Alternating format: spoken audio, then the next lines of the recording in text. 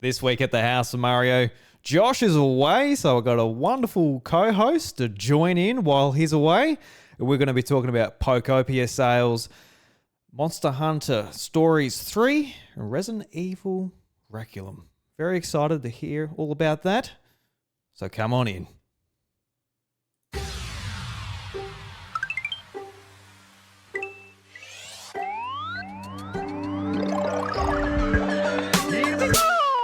G'day everybody and welcome to the House of Mario, South Australian Nintendo podcast that is backed by a 120 Power Star rating.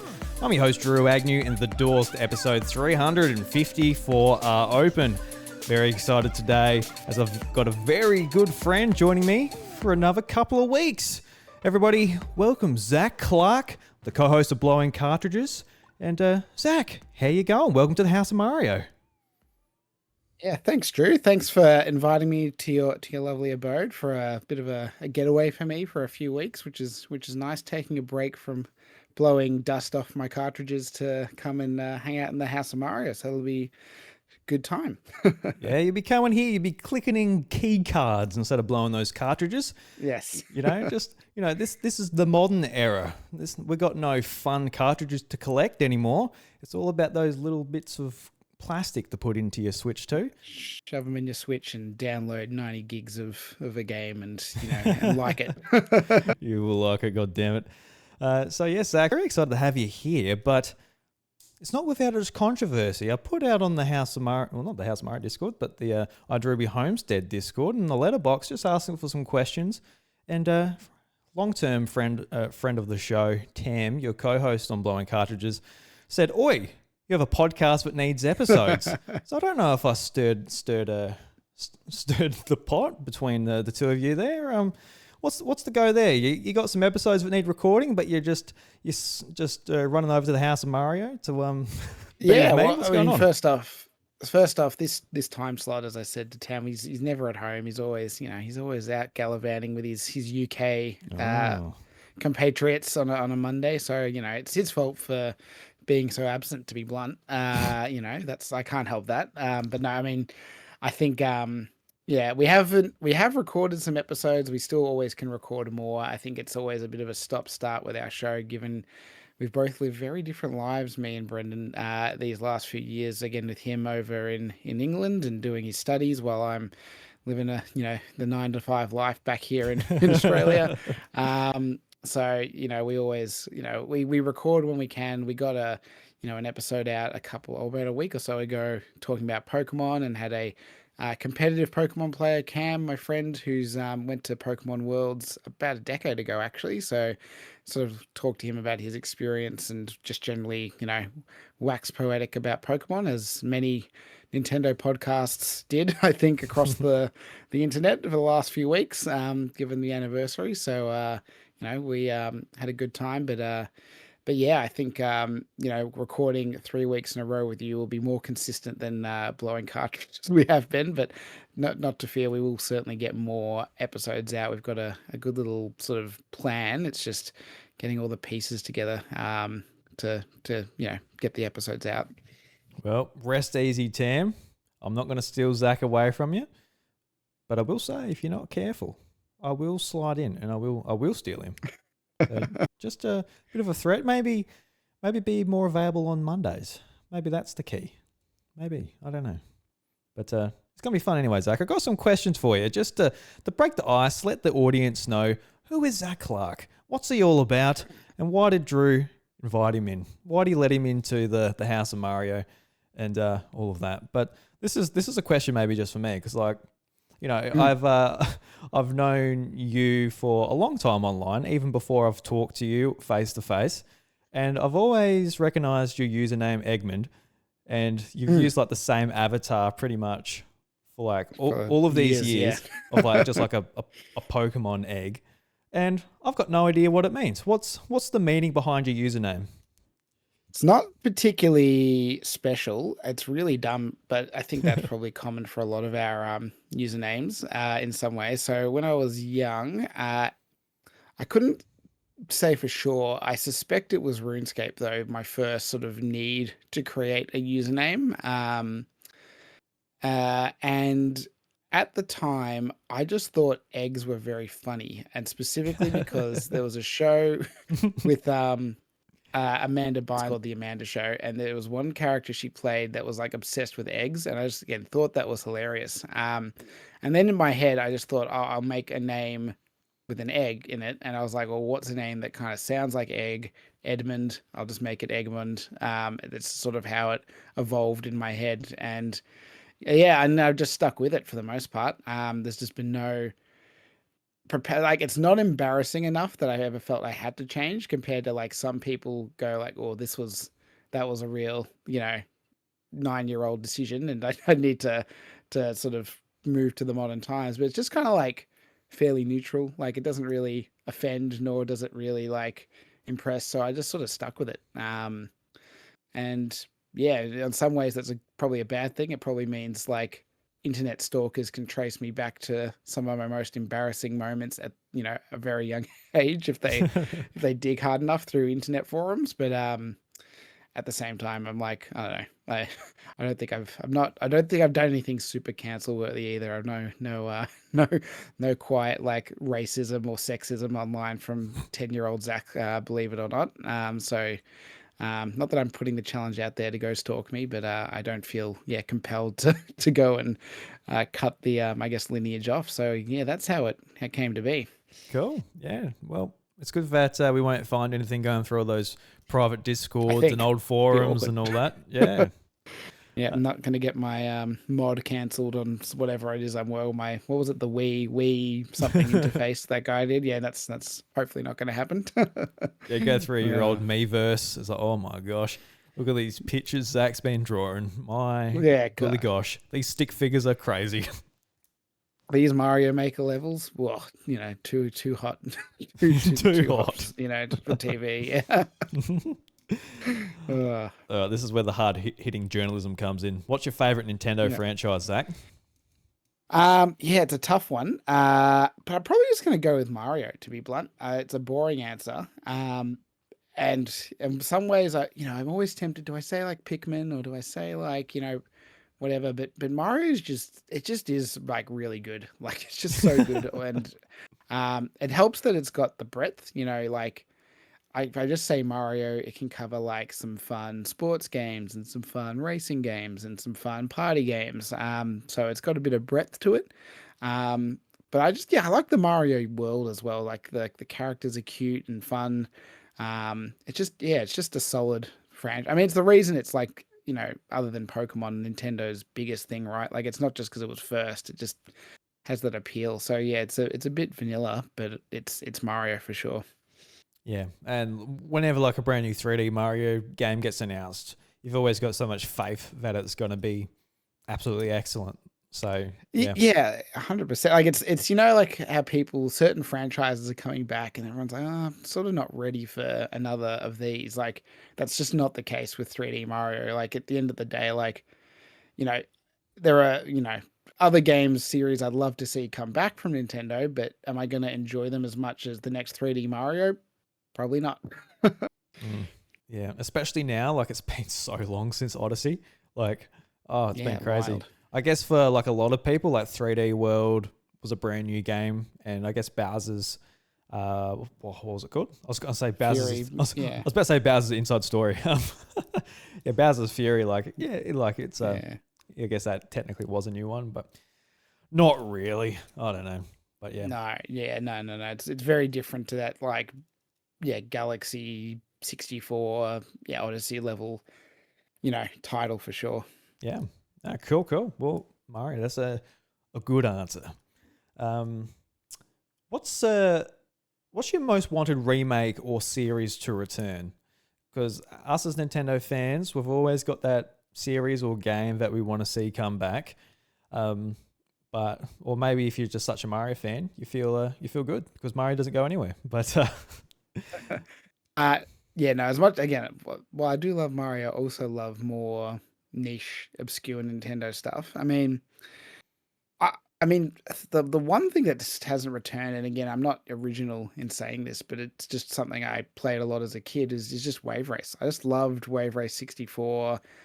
Enjoyed Blue Storm, but not as much as the first one. And yeah, it's a genre that just died, and I just feel like if it came back, like it's different to I don't know, like if Golden Sun came back, uh, there's already a lot of JRPGs, you know what I mean? Like that Yeah. itch is kind of scratched. I know Golden Sun fans probably are yelling at me for implying that it's so similar, but I mean, there are similarities. Whereas there's just not many jet ski games in the market. Like there's a couple of indie attempts, but it still will be like quite fresh and a nice sort of break from everything else we got going. So I love a new wave race, even if they have to make some sort of compromises, like combine it with some other sports or whatever to make it a bit more of a full game. I don't really mind, but I think that that kind of extreme sport sort of part of Nintendo, it'd be great to see that come back. Yeah, I agree. Like what they could do with Switch 2 now with all the water physics and that. Like we saw it in Mario Kart World, and that was impressive when you just like get to those sections of the races and there's big waves and you get to like the big airship that's crashed and like you're going through that and it feels cool. It's like a whole game based around that with things they could do with the physics.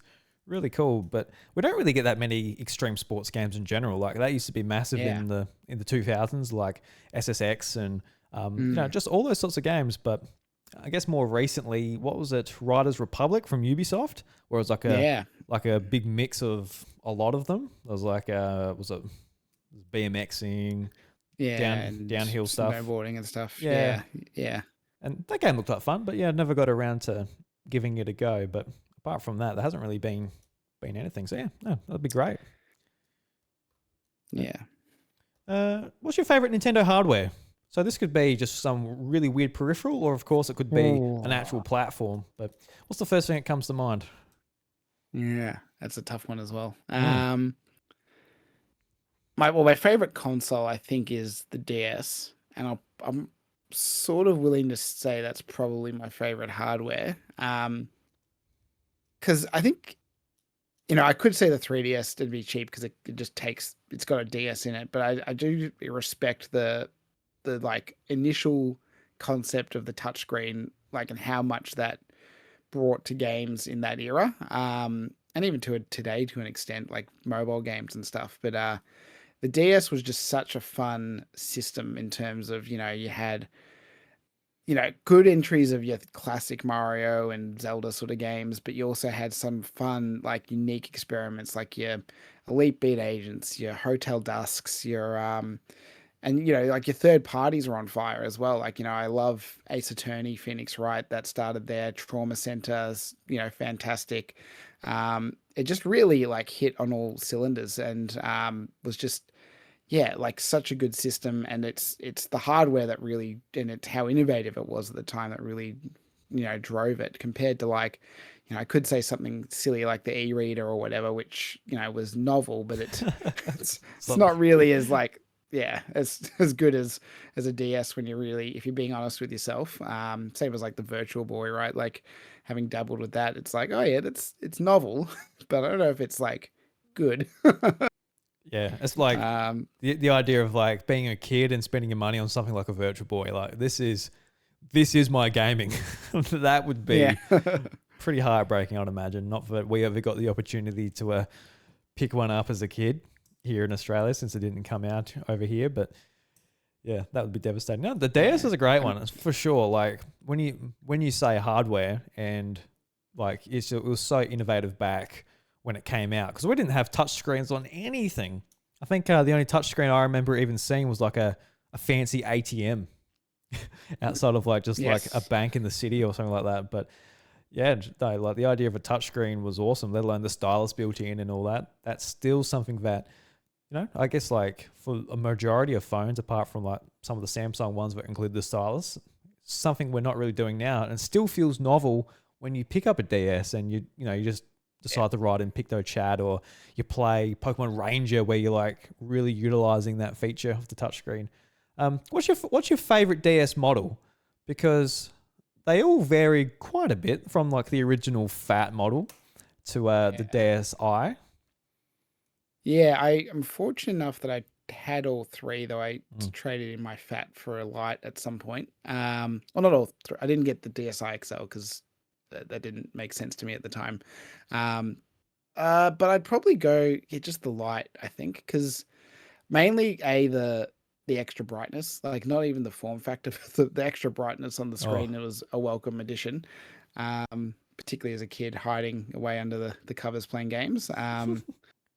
But yeah, I think I liked having the GBA compatibility probably more than like the DSi, where if that was kind of like the choose your babies between the two, which one would you rather have? Like, yeah, WarioWare Snapped and whatever else did not really hold a candle to Game Boy Advance games, to say the least. So that's probably where I err on the side of the light. While I do think the DSi did bring some fun stuff, like the little music thing and stuff was cool.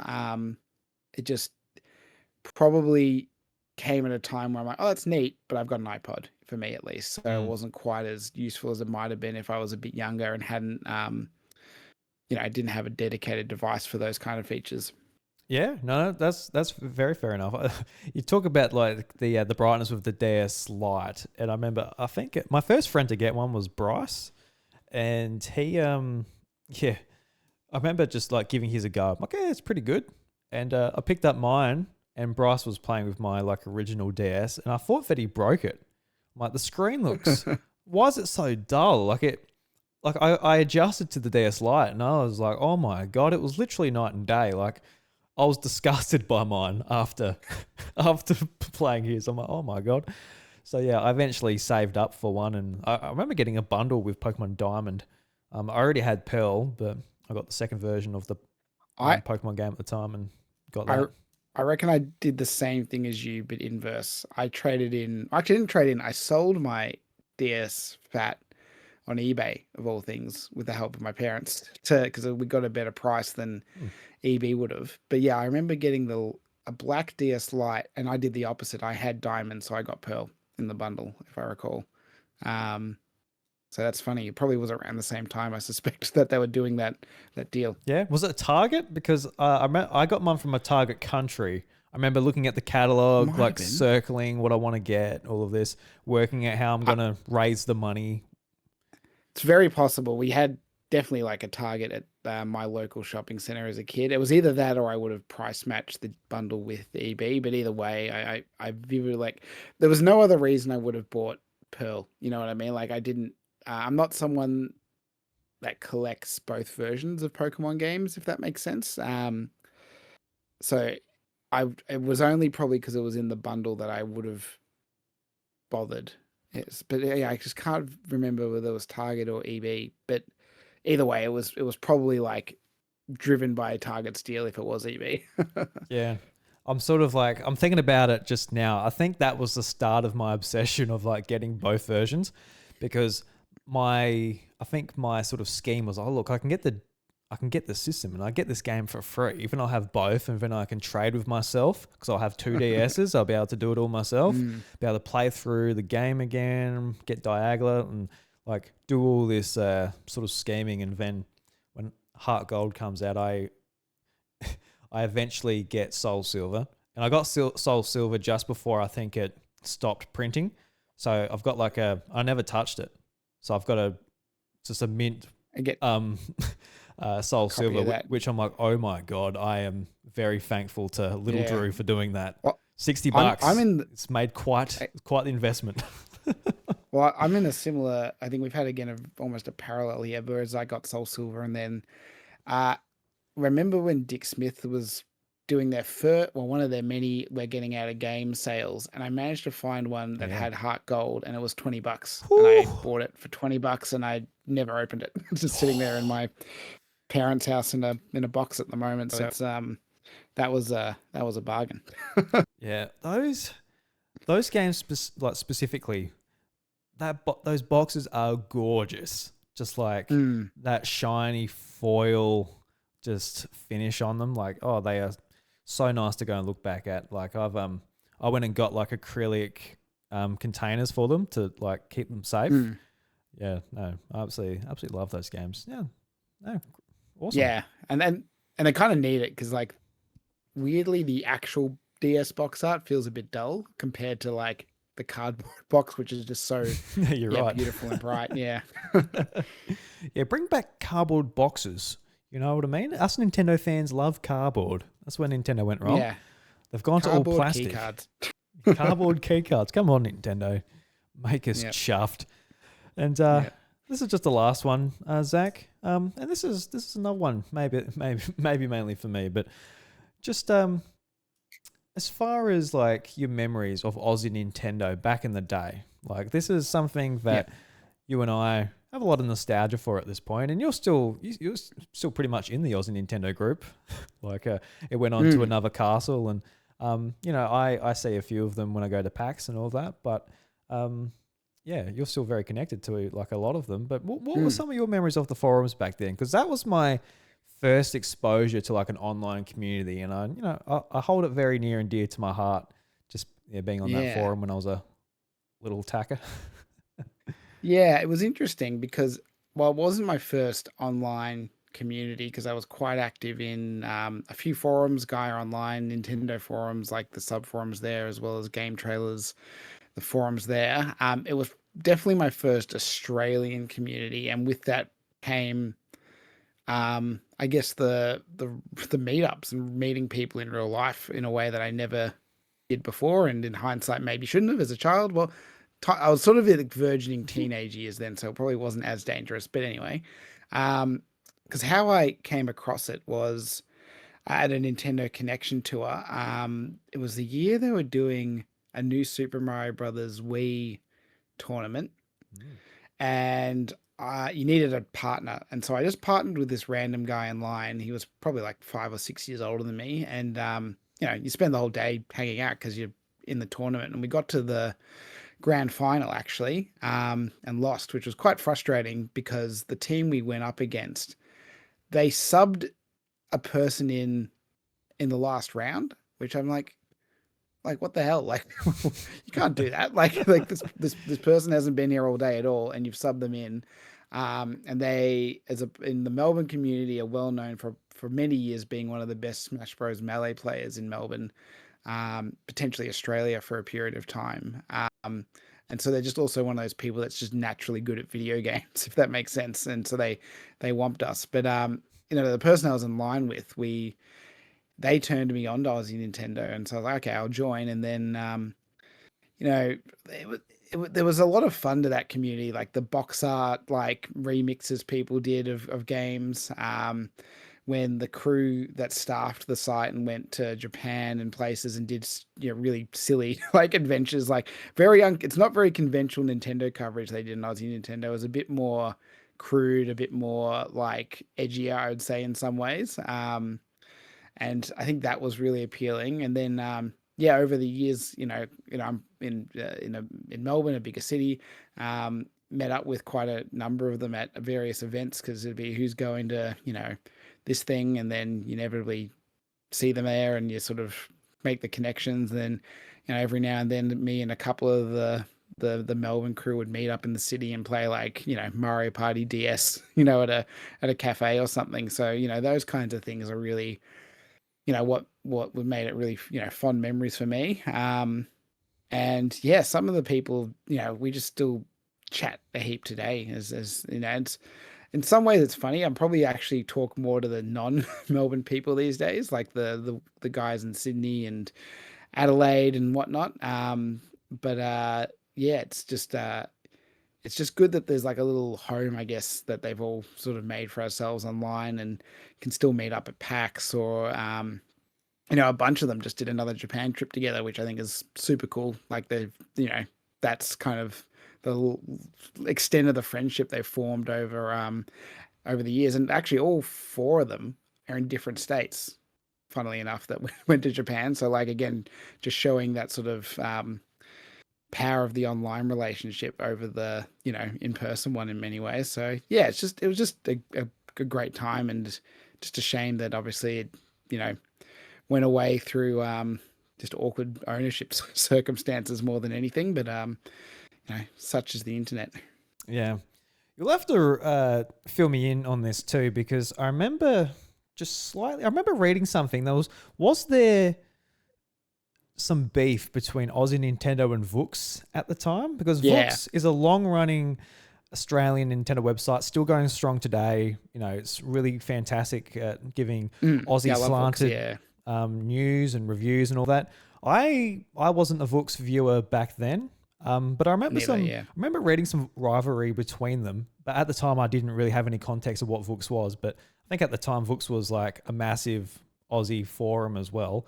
What was the sort of beef between them? Was it because they were bigger, or what was the sort of whole thing? If I can be honest about our Aussie Nintendo community, I think people like you and me, we were some of the good boys. We were quite nice people. Some of the rest of the community can be a bit mean, to be honest. Not all of them. There's a lot of good boys and girls, but there's also some that are very edgy and very and enjoy a good prank. I say that lovingly now. But like, our Discord, which is private, is it's often, I would not say safe for work, put it that way, in some of the language used. And I think Vooks, on the other hand, was very like, we adhere to like the values of Nintendo. So we're pretty like buttoned down in many ways. So I think it was just more like a stereotypical like cool kid picking on the nerdy kid, to be blunt, but at a website level. You know, like another analogy I'd sort of use is like Aussie Nintendo was like the Sonic the Hedgehog, and Vooks was the Mario of that era, and it's in many ways sort of true in terms of both parallel the success of the two and whatnot. I think there's a lot of it. In fact, even a couple of years ago, I can't remember why, but a few of the people on the existing Discord went and just had a bit of a mess around on Vooks's Discord with some quite intense questions that were, again, not safe for work, and all got banned. It was like a competition to see who would get banned quicker. It's a bit of that old school internet trolling, mostly harmless, but again, a lot of people did not take kindly to it, so it hasn't fully ended. I think the other thing, I do think that there's a bit of like people, it's kind of like, I don't know. Like, I don't know, you did Pokemon talk the other week, but like, I don't know how much you noticed when you were more on social media, how many people are really aggressive to like Cerebi, like the guy that runs Cerebi. Like, just I have noticed that. Yeah. I think it's a similar scenario for Vooks as well, in that he's just the top dog in what is not a particularly profitable race, being the biggest Australian Nintendo site. But a lot of people just, I think, feel a bit jealous that they're not them, like they're not running the biggest Australian Nintendo site when they feel they probably could or would do a better job or whatever. So I think there's also that kind of little component. And I do also think, to that end, people get a bit funny about the fact the site's named after himself, as opposed to like Aussie Nintendo's a bit more generic, like Vooks is just a guy's name. So I think that rubs a few people the wrong way, and probably paints a bit of target on his back. But I'm similar to you. After Aussie Nintendo died, I read Vooks. I listen to the Vookcast as well. I really like the work that Ollie and Angelo and Luke and Michael all do there. So I think it's a great website, great podcast. I personally, have no issue with what they do. I think they do, great coverage for the local scene. Yeah, I can imagine just like, 2026, you still got that beef. You're like, nah, I still got that Aussie Nintendo spirit. I'm not confining to your bullshit books. Yeah, exactly. So it's good to see the spirit still alive. And again, at the end of the day, I think everyone's a good person. They just like to be a bit of a classic Aussie larrikinism. Let's call it, to be nice.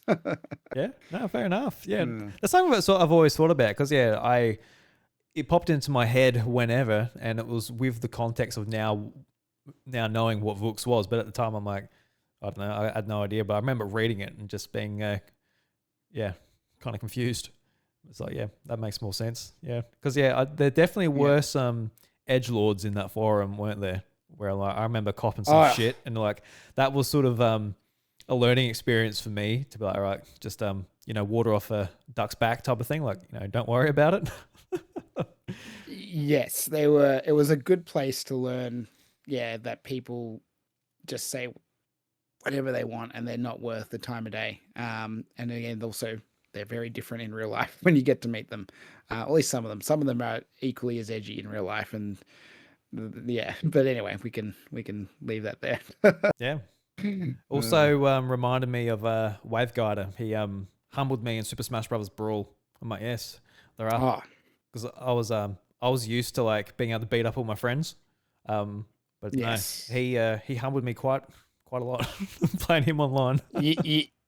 Yeah, I mean that's always, I think, like the part of the journey with these. You sort of expand out of your own little group of friends. It's like, oh god, people are really good at Mario Kart, Smash Brothers. Like you just don't realize the level of quality that's out there until you step out of there. But yes, Waveguide are very good at Smash. I feel like he was probably the best on the forums, but I can't remember who else stood out to me. But very good. Yeah, he just grabbed me, smashed. Like I couldn't do anything with. He was playing as Link. I remember just getting grabbed, thrown, like juggled, grapple hooked, and just like yeah. I'm all right. But I'm like upset because of the lag. Because the lag was pretty bad, and I don't know. I feel like yes. Yeah, I just wanted to whinge. Oh, it's not fair. Yeah. That was great. That was some fun little icebreaker questions. But let's talk about some Pokopia, Zach. Sold quite a lot. Sold 2.2 million copies in the last 4 days. So it seems like it's going to be a bit of a hit, an evergreen title for Switch 2 moving on. I've talked about Pokopia and a lot of Pokemon the last couple of weeks, so I'm very excited to hear what your thoughts are. Before we recorded, I did have a snoop at your profile. You've played quite a lot. So yeah, I'd love to hear your thoughts on Pokopia and what your journey's been so far.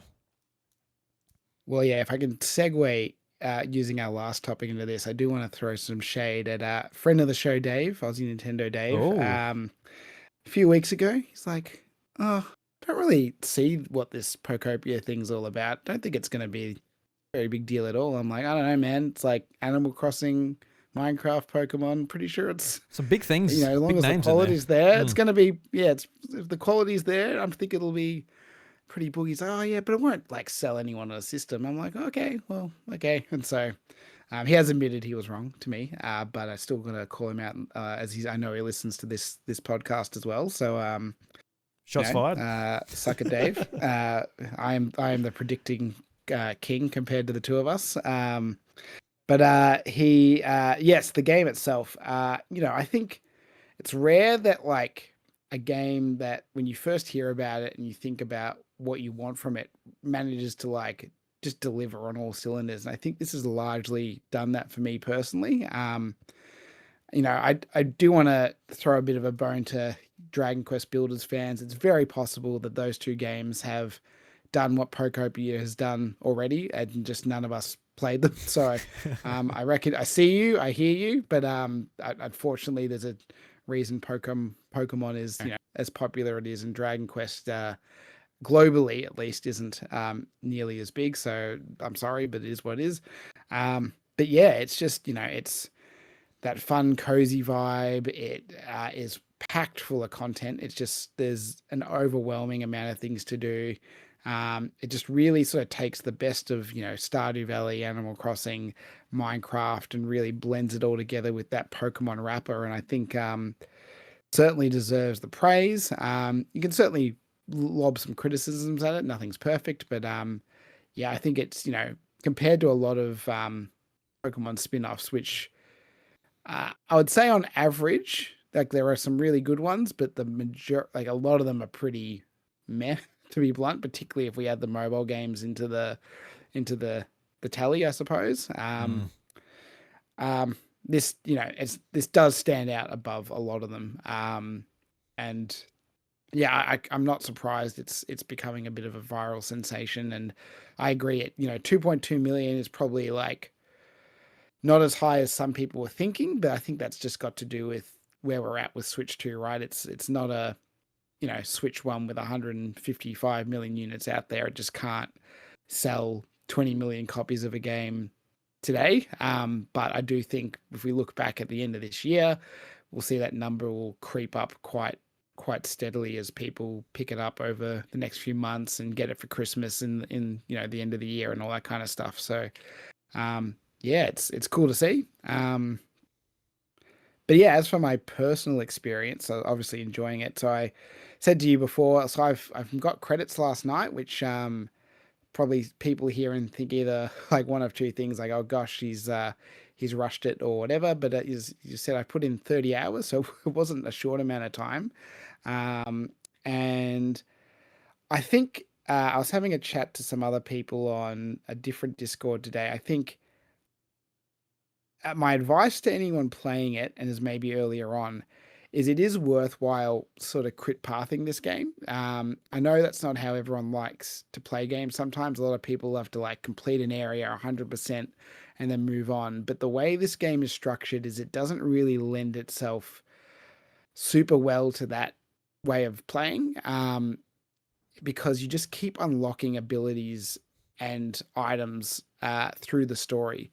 So like an example for like I use early on in the game, I don't know, you've probably experienced this, Drew, but very minor early game spoiler if you haven't.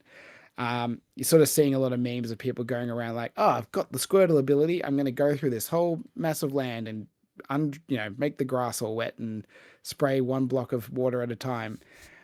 Whereas if you just do a little bit more of the story, you eventually sort of unlock a little thing where you can have rain come and sort of,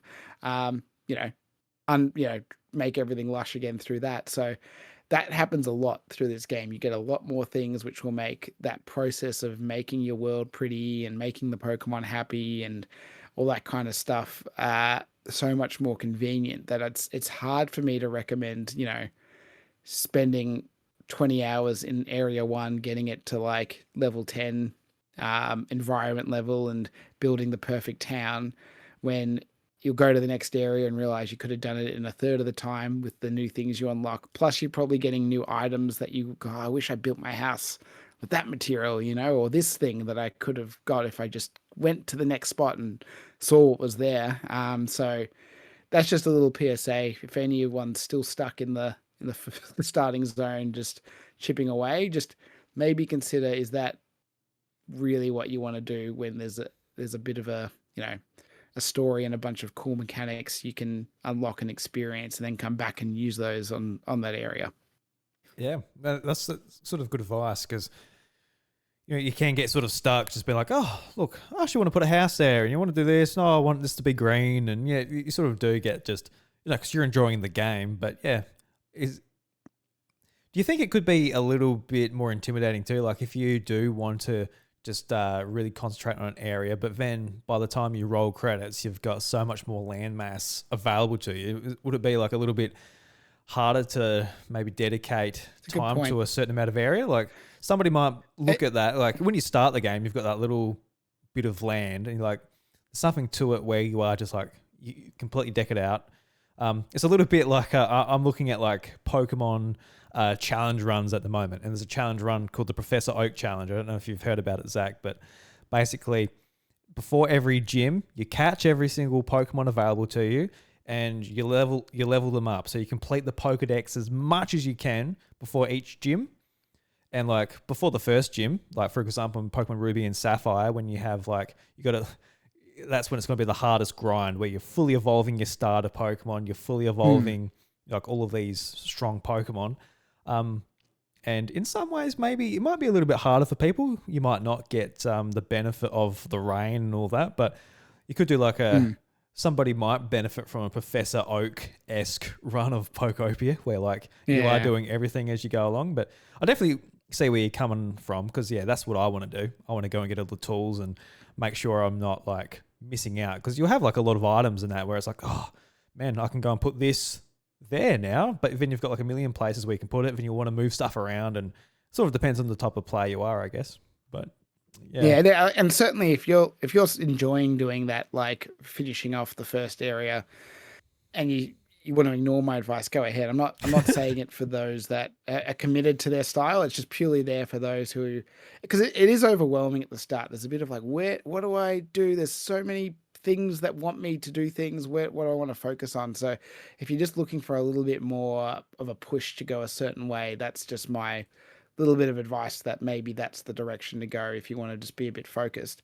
But I do agree with your point around it can be a bit overwhelming. And I don't even think the land mass is the biggest concern, though it is a lot of land. I reckon the thing that currently is A, causing people to get stuck on moving, but B, will only become more overwhelming, is how much you care about the Pokemons as like treating them like real things, if that makes sense. I think about it like Animal Crossing, right? Animal Crossing, you get 10 villages. Imagine if you had like, 100 or 200 villages and you feel compelled, I got to talk to each of them once a day, to make sure they know I care about them. And, if they need something, I've got to deal with that, And so I think that like, emotional element of dealing with all the Pokemon, can be a little paralyzing, because they do a good job at making them feel like these real, like, things that are alive and are living around and having conversations. So when, like, Charmander says, like, any chance you could, like, make me a hut because I don't want my fire to go out and my tail when it rains, you're a bit like, well, like, that's pretty urgent, I guess. I probably should build the dude a hut. But if you can try and like just go, look, guys, I'll come back and I'll tend to your needs, but you just got to live in poverty for like 30 hours while I get all my tools and uncover the story for the most part. Then I'll come back and it'll be better than ever. I'll come back with all these riches from far off lands and spread the wealth, kind of thing. You'll probably find your Pokemon will be happier in the long run, is what I'll say. Yeah, it is an interesting sort of concept because, like, if you're used to playing similar games to this, like Stardew Valley or Animal Crossing, you're not really like moving away from your villages or your town folk. Like, like, hey, I'm going on this adventure. You won't see me for a little bit. I'm just unlocking some more of the land. I'll be back probably if I need to unlock some more Pokemon, maybe like specific to this area. But otherwise, I hope I've built your house good enough until I'm gone. Like, that's not an Animal Crossing. I've got Philbert next door, and I don't go very far away from him. I can't go far. I'm blocked to the island for the most part. Same with like Stardew Valley and that. The furthest you get would be like down the mine or something. But it's just, I wasn't expecting a story in this game at all. Like, Pokemon isn't known for like the most like in-depth stories. Well, for the most part, some of the mainline games have like pretty fantastic stories and lore, but when I first saw this game, I just thought like, oh, it's like Minecraft Animal Crossing, but just that sort of that RPG element in it for the adventure side of it. That was that's probably the biggest surprise when like the reviews and come out and we got our hands on. So that was pretty cool. But do you see yourself playing a heap more of it? So now you've rolled credits, you've got access to the tools that you have. I don't know. I'm nowhere near you in the game. Do you see yourself like putting another 30 hours into it, or how do you see yourself going? Yes is the short answer. But I don't know if I'll be as feverish as I have been the last week, or a week and a half of playing it. So a few things, like there's obviously more to do after the story, even ignoring the like clear goals of getting your Pokemon all happy and whatnot.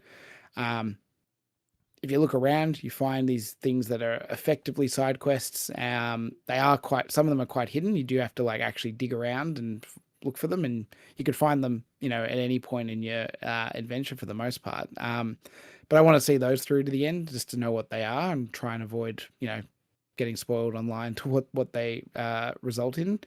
And I guess the other thing is, so I would like to maybe in the future play multiplayer with my wife. We have so far held off buying her a Switch 2 and a copy of the game just because a Switch 2 is expensive, and B, the game is sold out everywhere. So it has been easy to not buy it. But I wouldn't be shocked if at some stage in the next year, if there's a good deal, or maybe they announce a Switch 2 Lite or something that makes it a little easier pill to swallow, we might get her a copy, and it would be good to like do with her, like particularly the building back up of towns and that kind of stuff, like help each other. So I think that'll probably be something I want to do in the future when, we probably get her own system.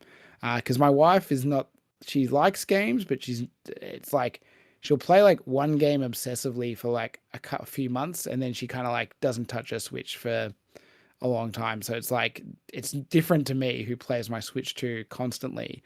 It's a very justifiable purchase. For her, it's a bit more like, you know, it's it's a bit more of like a dollar to like play ratio for her in the long run, if that makes sense. So Yeah. we're a little bit, and a bit more sensible about it. But so I'm not not being stingy. Like it's just if she played a Switch every day, we probably would have got her a Switch 2 at launch. Just like similar to Josh and Michaela's situation, but that's just not our playing habits, I suppose.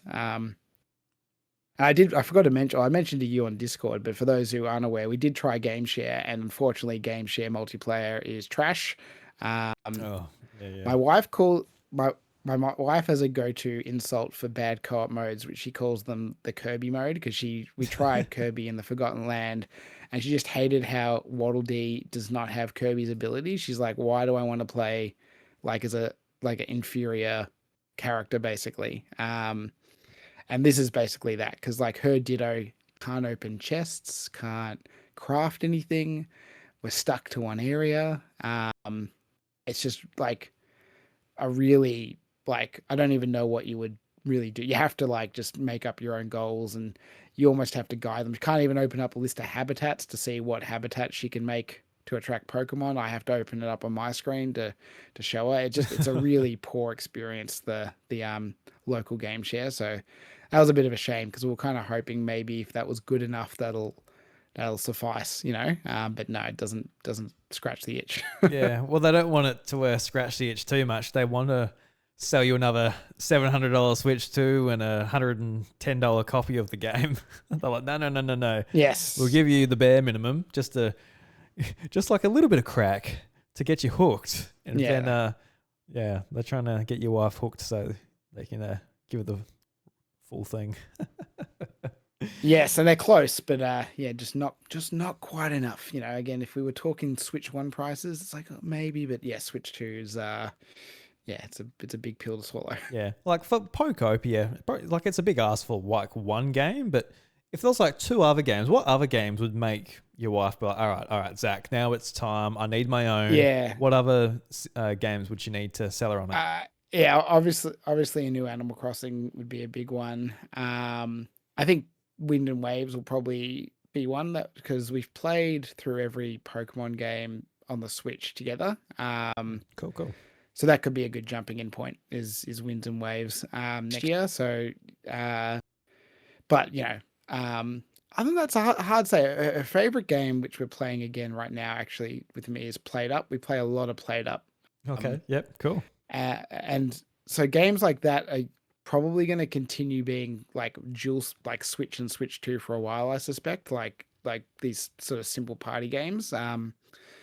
So I'm not. It's hard to say, because the other thing we love is like Split Fiction and It Takes Two. But like again, we just need one copy of that. We don't need two systems. So It is hard to say, but it would be like a cozy game, like like a Animal Crossing sequel, or like if Tomodachi Life was a exclusive, that and Pokopia combined probably could have been like enough, other than the fact that they would have sort of stepped on each other's toes a little bit. But like the fact that it's a Switch 1 game, it might even sort of quell the tide a bit for her for a while longer if we get Tomodachi Life next month. Yeah, just make her wait out. This is my plan for you, Zach. I reckon this will be quite good for you. If you're able to just hold her off, play Tomodachi Life, but then say end of the year or even next year, brand new limited edition comes out, you look at it, you go, oh, that looks good. So you buy that, and then the wife gets the current vanilla Switch. Well, to be fair, when I first, how long were we dating? Well, probably a few months into dating, if not a year. I can't remember exactly. But anyway, I remember when Let's Go Pikachu and Eevee came out. So I actually got her that limited edition system because I was kind of like, I'm not someone who buy, like, if I've got a Switch 2, I'm not buying another Switch 2 for myself with another color. But I also feel bad giving her the like secondhand one. So I'm like, no, you can keep the limited edition one, but I kind of know it's going to be in my house one day eventually, kind of thing. Which maybe was a riskier move when we were like still less than a year in a relationship, but it's obviously wasn't that risky because we're married now. But the logic is there. 100%, like if they announce, a cool limited edition, I'll be like, oh, you can have this one, honey, and then I get to stare at it and go like, yeah, we've got this in our household. You might even be able to see it better because usually the Switches, they got like the nice pattern on the back. So if you're like sitting on the couch, like opposite ends with the feet up, you'll be able to look up from your Switch and see like the nice, I don't know, limited edition Mario Switch that comes out with the brand new Mario game next year. Let's just say that. Just wish it into existence. You look up, you see that beautiful red, the big Mario emblem on the back. You're like, nice. And you actually get to see it more than you would maybe just playing on your Switch because you're just looking at the screen and it's you. But correct, yeah, just stuck a little dock or whatever, yeah. Yeah.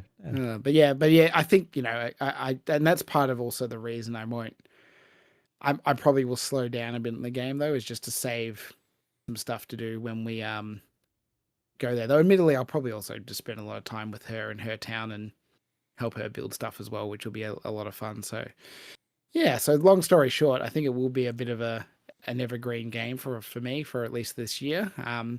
Also, I don't know what their plan is for their events, right? Like we just got that Hop Hip event this week, I think. Started last week and it's going on for a couple of weeks. So like if that's like a monthly thing, that's going to be a reason to jump in and just do a little bit of Pokopia sort of every month to unlock those Pokemon, I suppose. Yeah. So these events, I haven't really looked into it too much. I haven't done the Hop Up event yet. Is it Pokemon that aren't in the game, but they're just going to be available for a limited amount of time, and that's the only time you can get them? Or yes, and I think no is the long and the short of it. So effectively, the Hop Up event is you go in. If you haven't unlocked it yet, but there's a mechanic called Dream Islands where once a day Drifloon will carry you off to like a randomly generated island, which has different things on it, kind of like Animal Crossing's like islands that Cap'n takes you to. But for the next few weeks on those islands are cotton spores, which you can just suck up as your little ditto. And then you take it back to Hoppip, who's for the next few weeks manning any built Pokemon Center you have. You have to have built at least one Pokemon Center. And they will sell you items that are limited edition from there. Those items can be used to make habitats, which will attract Skiploom and Jumpluff. To your point around are they only available, and I haven't tested this, but I think this would work, and I probably should. I can experiment over the week and report back, or I'm sure you Google it, and again, Cereby's probably already figured this out. So there's a mechanic in the game where you can take a photo of an item and use a particular resource to copy that item. So I suspect if, say, my wife hasn't, she's missed the event because she hasn't got a Switch 2 or the game yet. She starts later this year. I think she can just come to my town, take photos of those items, and then make them.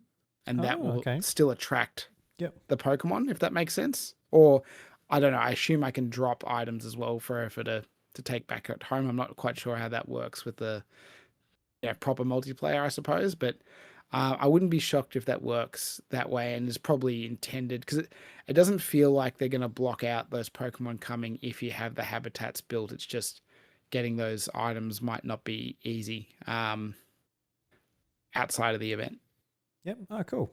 Yeah, it kind of reminds me of like Omega Ruby Alpha Sapphire with the Eon ticket, how you could, if you street pass somebody with it, you get it. So like if you miss out on the event, that's no worries. You'll be able to just hopefully street pass somebody and get it that way. If you get it all those years after launch, you'll be able to get it if you're taking your 3DS around with you. So yeah, hopefully that's the case, because it kind of sucks if it's like, all right, well, a lot of people don't have a Switch 2 yet. So yeah, kind of suck for people miss out on Hoppip.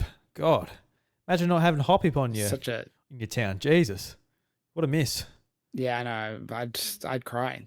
Look, I've got Bulbasaur, I've got Squirtle, I've got Charmander.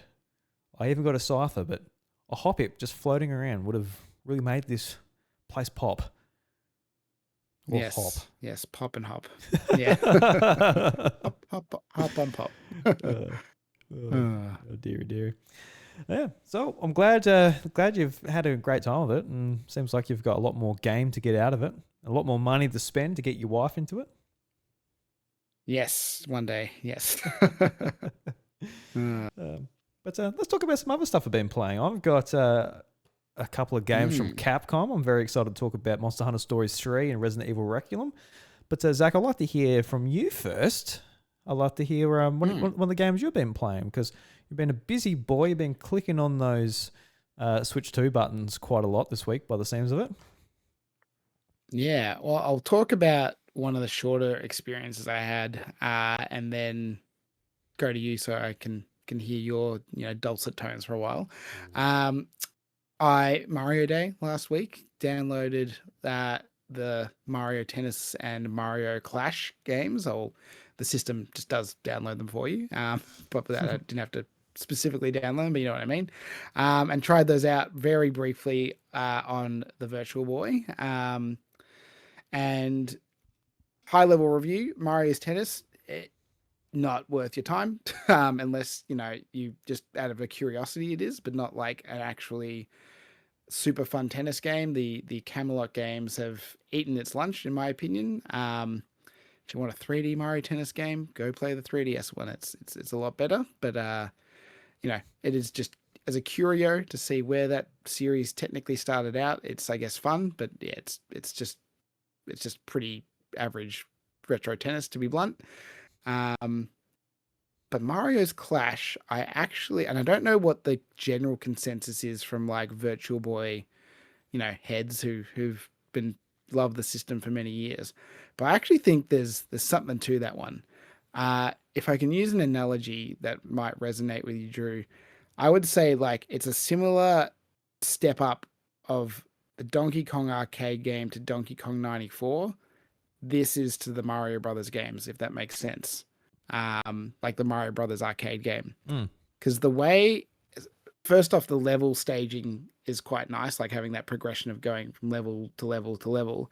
But yeah, the way the mechanics work around, like, so you join this, like, effectively you sort of stand at like a Mario Bros style level, but the pipes go into the background. So it's sort of figuring out the mechanics of, if I go in this pipe, do I go down or do I go to the background, or which way do I go? It takes a little bit of time. And then it's kind of all about, okay, this type of enemy can only be hit from the front. So I need to be on the same plane and throw the shell at it from the front if I get a shell from a Koopa. Oh, but this enemy, I need to hit it from the other plane. So I need to make sure that I somehow get behind it or in front of it and then throw the shell. So it becomes a real little like puzzle platformer, with just stages getting more complex. And I only did about 5 or 6 before I died and lost some lives, and that was enough for the time I was playing, and my eyes were straining from all the red. But I definitely can see like the appeal of it, and I think it's something like, if I do want to, when I'm between that and Wario Land, have probably been the two most compelling Virtual Boy games I've been dabbling with since that came out, and I'd probably be keen to go back. And if you're someone that unboxed your Virtual Boy a few weeks ago and you played it for 10 minutes and you stopped and you want an excuse to use it again, check out Mario's Clash. I think it's worth a look. It's definitely the most eye-catching one. Like, it looks cool when you see screenshots or see it in motion. It's definitely one I looked at. Oh, that was cool. He's just throwing shells and all that. Never played it in 3D either, so that could be pretty cool. I don't have a Virtual Boy, but certainly that'll be one I'll be clicking on first if I do get one. Your Virtual Boy, I'm trying to look in your background. Yeah. Do you have it in your background? Do you have it in that room somewhere? It is. It's currently, so right now I'm in a rebuild phase in this room because I had it's not even about my shelving, but it's affecting my shelving now. I had a coat hanger that collapsed. And so right now I have like a pile of my suits and other things on the ground. On top of that pile is my Virtual Boy and my mini Game Boy. And I've bought the stuff I need to build to fix my room. But I've not had the time to do it yet. No, cool. I want to ask you about. I forgot to write that down. I want to ask you about that mini Game Boy from the Pokemon Presents too. I'm intrigued to see what you have to say about that. But while we're talking, but yeah, it's Oh, she's unboxed. I can talk about it quickly now. Yeah, go for it. Yeah, it is unboxed. If you listened to the latest Blue cartridges, I did a little preview, but I'll do one for you guys. It's as dumb as it looks, though. It's as dumb as it sounds. In terms of like functionally, sorry, you're just going to get plastic and cardboard. Because again, I don't know how to display this one other than in the box. It's a very it's a massive box too. Like here it is. Like it's just, a little Game Boy with nothing in it on the screen. Maybe the cartridges all falling out, but that's fine. I can figure that out later. Just all 48 of them all over the floor. Yeah, well, luckily in the box, not on the floor. On the floor, I'd cry and have to, make sure it's not a choking hazard for my daughter, which it definitely is. But yeah, you just chuck in I don't know what I've chucked in here. It looks like could be Lavender Town, maybe the Graves. I don't know. And then was it Power on the top? We'll find out in a second. Yeah, there we go. Of all the things I pick, the super creepy. I know. Like we're all gonna get the press now. Tower or whatever it is. Yeah. Rest in peace, Radicate. But yeah, I mean, it's as dumb as it is. I can't say I recommend it. Like the other thing that kind of annoys me, not annoys me, it's a shame. Like the buttons are not buttons. They're just oh, really? They're just solid. No. Yeah. No. Yeah, if it was, it should be like a fidget toy. If the buttons could be clicked in, I'd be a lot. It's dumb, but that would make me a lot happier if they were like actual pressable things. I'm just gonna put this down here before I knock it. Ugh. Yeah, it's just such a confusing thing. Like you bought it because you're you're a collector. You you love Pokemon. Crazy, but yes. But yes, yeah. But yeah, because I don't know if you realize this, but in Japan you can buy this box with everything in it, but you can also just buy the Game Boy with 3 cartridges, and then you can buy blind bags to get the rest. That's kind of cool. And when I realized that, I guess, yeah, I think when you look at that, that's clearly that was like the intent behind this, but then they just sort of figured that's not going to work outside of Japan, so we're just gonna sell you everything for those that really want it. Yeah, because I like the idea of even like a mini Game Boy that just has the soundtrack on it, and maybe you can select songs and just play them. Like I don't mind that. The idea of that sounds okay. What I really would have loved is just a mini Game Boy that has like red, blue, and yellow on it, and you can just play it. Yeah. That's what I thought it was when they first announced them. Oh my god! When it was just, but the idea of like 48 cartridges, just like, and it has like a song each on it. I'm like, all right. I've been seeing the box, just how big it is, and just how much stuff's. Yeah, I don't know. I was kind of baffled by it. Yeah, it's. I don't know. I really want to sort of get the logs of the meeting where somebody said it's a good idea. It does reek a little bit of I don't want to assume too much, but like Masada announced it, and he's like, I did the soundtrack for Red and Blue, and like obviously he's in quite a prominent position of the Pokemon company these days. I wonder if it's just kind of his own little pet project of like, I really am proud of my soundtracks and I want to highlight them, so I've made this incredibly convoluted thing to like sell people my soundtrack in a very different way than just here's a CD or here's a nice playlist on Nintendo Music or something. Because it's very hard to like practically use. Like it does have a headphone jack. I think it has a little headphone jack on the bottom. Yeah, but like. Or is it a fake one? You're gonna sit in the train. It's I don't know. It might be fake actually. Now having a look at it, sorry, it might be fake. Probably is. Like again, like it's.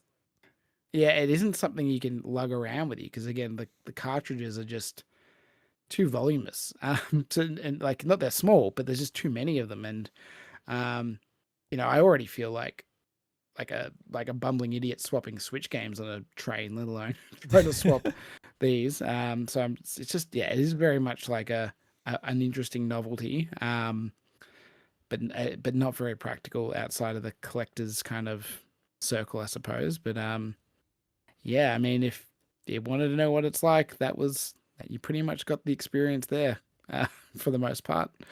Um, so, make your choice whether that's worth 110 Aussie dollars. Yeah. So is it going to be back in the box on the shelf, or are you going to have it out and display it by itself? What's your plan for it?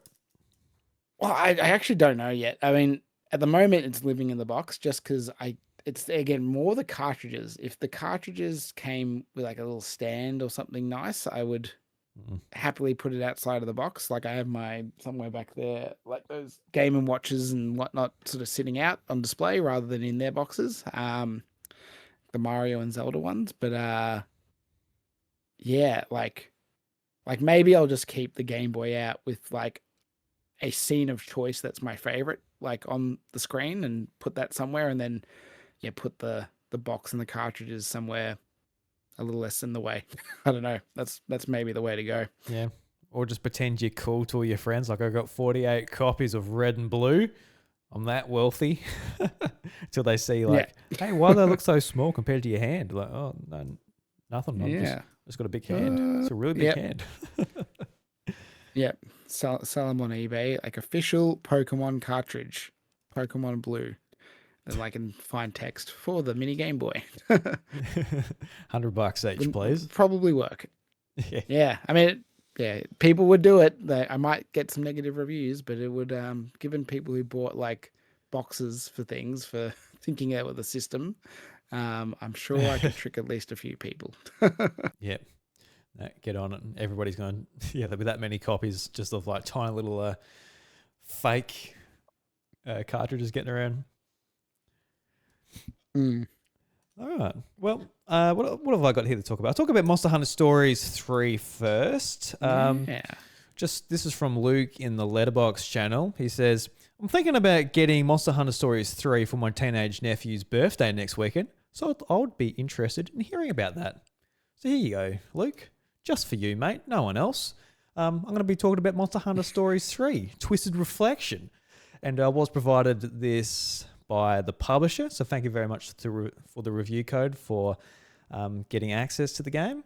And I haven't played like a whole lot of it. This is like my first impressions after 4 hours playing it the other weekend. And I feel like I haven't heard anything about this game. I haven't looked for reviews. I haven't looked at the Metacritic. I haven't looked for anything, to be honest with you. I just got the game, I started playing. All I've heard about is Pokopia in the world of Nintendo, so I've got no idea what other people will think of this game. But like when this game got first announced in a Nintendo Direct, I think last year, it really got me excited because the game looks gorgeous. Like the anime art style looks like it's really taken a step up from Monster Hunter Stories 2. And just a little bit of history, I guess, just my experience with the Monster Hunter Stories series is like, this was a 3DS game originally, the original game. Didn't play it on 3DS. Eventually came to Switch and I think iPhone. It's an Apple Arcade at some point, I think it was. So it went everywhere. I hadn't played that game, but I jumped in with Monster Hunter Stories 2. And unfortunately, that was my first Switch experience where I'm like, oh, this hardware is getting rough. Because when you're in the towns, the frame rate was just, in my opinion, unplayable. I'm like, I can't do this. Like, it hurts my eyes. Like, it's inconsistent. It's like below 20 FPS. Like, it was pretty rough. That was like, oh man, I wish I bought this on PC or something because it's just, I can't play it on Switch. So obviously with this game being a Switch 2 game, a lot more excited to jump into it. Just to get the negatives off, I guess, just off the bat. The performance still isn't great, even on Switch 2. Like, the game looks good. Like, just the art style holds up. But yeah, the frame rate just in towns, it's not awful. It's not unplayable like I was saying with Monster Hunter Stories 2, but definitely the frame rate is like, oh, I can see it. Like, I'm noticing it. I'm running around and I'm noticing the frame rate isn't 30. Because I've been playing Final Fantasy, I've been playing Resident Evil, these high games on Switch 2. The Switch 2 does it really well. But this game, yeah, I'm thinking about the frame rate as I'm playing it. It's not in every area, but seems to be like more of the built up scenarios like in towns and things with NPCs. So yeah, that's it. That is more of the disappointing aspect of the game, but it's definitely still playable. I played a bit in docked mode because what I'm talking about is handheld mode. I played in docked mode and it seems to be pretty similar, but I had less experience playing it in docked mode. But as far as like just the art style and the graphics go, really nice, just nice and vibrant, similar sort of atmosphere and that to Breath of the Wild and Tears of the Kingdom, just in the opening areas in the open world where like you're getting around the grasslands. It gives me like a similar vibe, but like very different as well. I don't know, Zach, just before I keep rambling on, do you have an experience with it, or what's your interest in the game? Yeah, I mean, I am interested. I haven't finished any of the games, but I played the first one maybe like 10, 15 hours on 3DS when it came out. Cool. And probably put another, maybe like 10 or so hours in number 2 as well on Switch. So I like them. It's just like they're one of those games that like something must have come up. I can't remember what, but I something always does, doesn't it? Got pulled away. Yes, yeah. Like it's a pretty rare game that's like I don't get shaken on. But yeah, sadly neither of the Monster Hunter Stories games were those. But I think I'm still interested in this one. It doesn't, as far as I know, the stories aren't like essentially connected. Like there might be some connections, but it's not like there was a cliffhanger at the end of 2 that is the opening for 3, as far as I can tell from what I've heard. I don't know if you can probably verify that from starting the game. But so yeah, it does look appealing. I mean, it's reviewed quite well, which is good. Not that reviews are everything. I think the only thing, just purely from a Switch perspective, as you said, is this. It's a shame the performance seems a little hampered. You would kind of think with how well, hopefully, keen to see what you say when we talk about Resident Evil, but how well that apparently performs, and also from Capcom, and a more realistic art style, you would have thought such a nice sort of animated art style that Monster Hunter does probably should have lent itself to perform a little, make the performance a little less concerning. But it's interesting that this is the one that seems to be struggling, according to, again, the internet at large, compared to, again, Resident Evil or the demo for Pragmata as other two, modern Capcom examples. Yeah, I guess the defense for this game is just like it's just so open. Like you're going from town to town and area to area with no load screens. So there are some positives, I guess. Well, Resident Evil, like it's very linear. Like you're in like an area and there's not like a whole land to render in, I guess. I don't know. I'm not a game designer. I'm not a technician, but I guess that's my guess at least.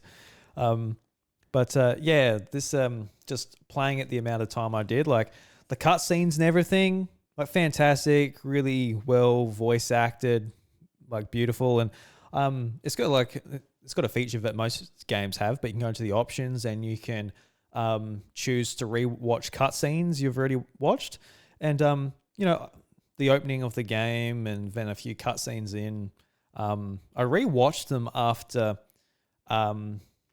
doing some changes to my character. I changed the color of her coat and some other accessories that she had, because like the chest opened up and I could go back and customize my character. And then rewatching those cutscenes, it just automatically puts those onto the character. So seems like all of the cutscenes are in engine, which is pretty cool. Especially considering how good they look as well. It looks like they're just like actual videos, like just 1080p or 4K or whatever quality videos they are. So it's kind of cool that it's like, oh, there's my pink jacket that I just put on. And that's different to when I initially watched it. So that was pretty cool. But for the most part, like the story seems pretty compelling. Like you are a monster rancher and you're going around doing research, and it seems like there's some conflict that's going to happen in the kingdom.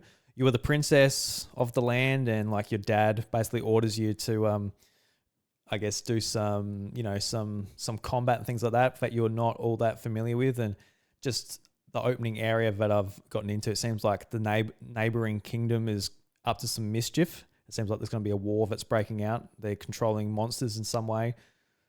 So yeah, I'm pretty intrigued to see where the story goes. It is interesting just coming from like a Pokemon fan's perspective, because like a lot of JRPGs don't really share many similarities between Pokemon.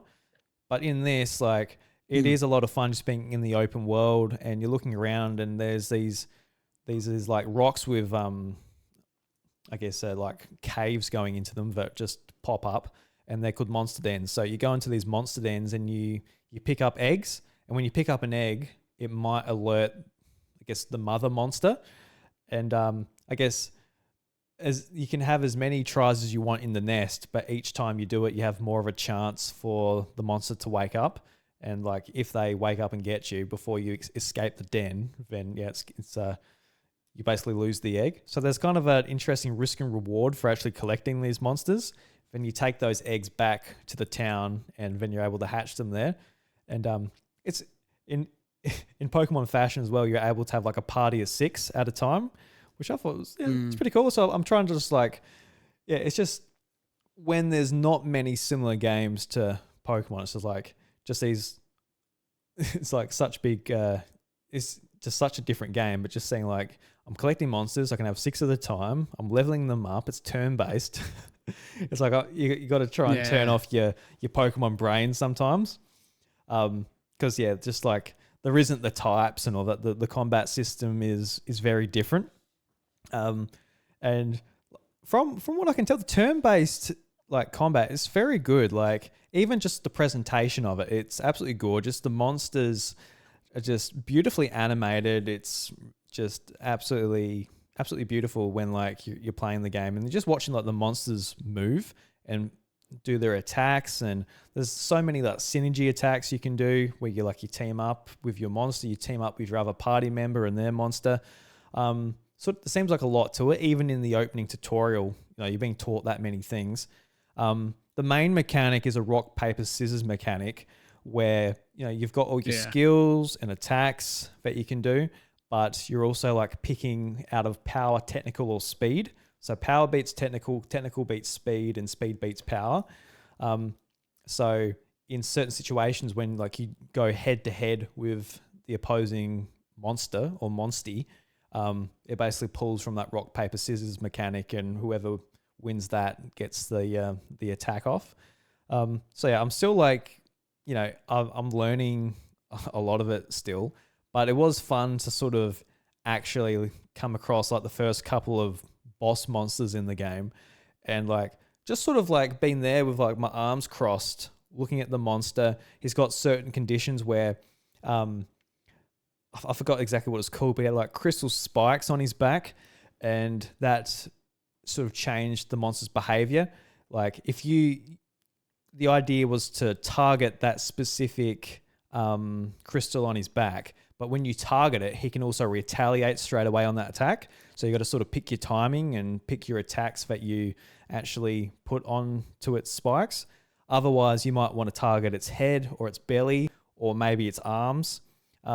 Bringing in sort of mechanics from more traditional Monster Hunter games where you are aiming for certain weak points on a monster, and it brings that into sort of the gameplay loop as well, where you are actually like, all right, if I'm using my sword, that's going to be more effective on its legs, and because I'm targeting this specific area, I have a chance for a paralysis, and like different limbs or different parts of its body have different outcomes that can come. So yeah, there's just like a lot of thinking going on. Like, do I need to use this skill? Do I just use this basic attack? What weapons do I use? That's a massive thing in this as well. You've got different weapons that work on other parts and all this. Like, yeah, there seems to be a lot to it. So yeah, I'm looking forward to digging into it. And like, yeah, actually, when I learn the game, learn what my monster's abilities are, and being able to dig into that, I think it's going to be a lot of fun. It would be cool if there was like a multiplayer component of this game. I don't know if there is. I haven't really looked into it, but I think it's that's the biggest strength of Pokemon, where it's just like, hey, look, you can finish the game, but there are so many possibilities for team building, and then you can verse your friends. You can see who's got the best Pokemon, all of that. No other JRPGs do that. Like, you're not having like your team in Final Fantasy 5 go up against each other or anything like that. So no, yeah, it'd be kind of cool if this game did that. I'm not sure if it does. I haven't looked into it, but it'd be cool just for this is like the closest Pokemon like game there is really, apart from just being a direct inspiration by Pokemon. So yeah, I'm definitely enjoying it so far. But yeah, I the main thing I'm enjoying is just like the exploration. Like your monsters that you have, they all have different abilities on the field as well. Like your first monster that you get, like your Rathalos, you're the sole rider of a Rathalos in this game, and you're able to like fly and glide with your Rathalos. But then there's different monsters as well that can scale walls and do all different things in the overworld as well to get you to different locations. So that's pretty cool as well. Like, yeah, just being able to go around this world and swap between your party. And that is honestly something Pokemon hasn't done, like to really utilize your Pokemon. In Pokemon Legends Arceus, you get like the glide ability, or you get like the ride ability and things like that. But you don't get like, hey, look, I've just caught this Pokemon, so now I'm able to get to this location. Hasn't really done that. So yeah, it'd be interesting to see if this game really utilizes that aspect of actually collecting these different monsters and being able to build upon that exploration. But other sort of things as well, like I wanted to get a rare den. I could see a rare den on my map, and it was across this river, across this lake, and there was a bunch of like high-powered monsters swimming in the lake below me. So I make sure I get to like an updrift so I can go into the air with my Rathalos and glide over them. So I get there, I get the rare den, all good, but I've got to get back, and there's no way to get up into the air. So it reminds me of like Breath of the Wild, where there's guardians everywhere and they're shooting at you. Oh my God, just get me out of here. I should not be here. It's a similar situation in this as well. So yeah, no, it's I feel like it's definitely an overlooked game at the moment, especially on Switch 2. But yeah, I'm looking forward to playing more of it. There is a demo. It's been on the eShop for a long time, so I think it's pretty generous as well. It's probably everything that I've played plus more. So definitely give it a go. But yeah, I would like to stick with it for sure. I won't be in a rush to finish it or anything, but this is going to be a great game just to jump into, and maybe some nights even turn the brain off and just go and collect monsters and see what I can get. Similar to some nights when I was playing Breath of the Wild or Tears of the Kingdom, where I can just sort of sit back, relax, explore, because it's definitely giving those vibes, which I'm really enjoying. But there will be some battles, I dare say, that make me want to pull my hair out a little bit, but like, I don't know what to do. I had a look in the options. It doesn't seem like there's any difficulty options or anything like that. Not that I needed it at the time, but I was just curious, like, if I do get to up to a boss that's absolutely kicking my head in, like, do I have this option? Didn't see it. So, yeah, I'll have to get good, as the kids say. But yeah, it's kind of everything that, if I'm ever complaining about modern Pokemon, this is kind of what I want it to be. Just like really like a nice, beautiful art style. It doesn't have to be top of the line graphics or anything like that, by any stretch of the imagination. Nice cut scenes that propel the story, voice acted, and just like a nice, interesting world to explore with great characters. And like, don't get me wrong, Pokemon has some of that for sure. But if Capcom can do it with a Monster Hunter spin-off, I know Pokemon can do it with their mainline games. Yeah. But no, yeah. I 100% agree. The visuals, ignoring your frame rate concerns, look, it looks great. Like visually, like looking at screenshots or video. Yeah, a Pokemon game in this style would be fantastic. I mean, I'd also say like, not that I dislike necessarily the Winds and Waves art style, but I wouldn't have complained if it was a little more like anime sort of cell shady than like this is, if that makes sense. It might have been a bit brighter, a bit more colors, but 100%. Yeah, okay, that's probably personal preference. Yeah.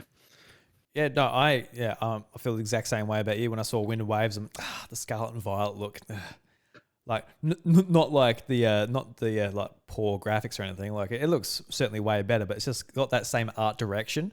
Where I'm like, I preferred Sword and Shield and Let's Go Pikachu, and that type of more cell shady look.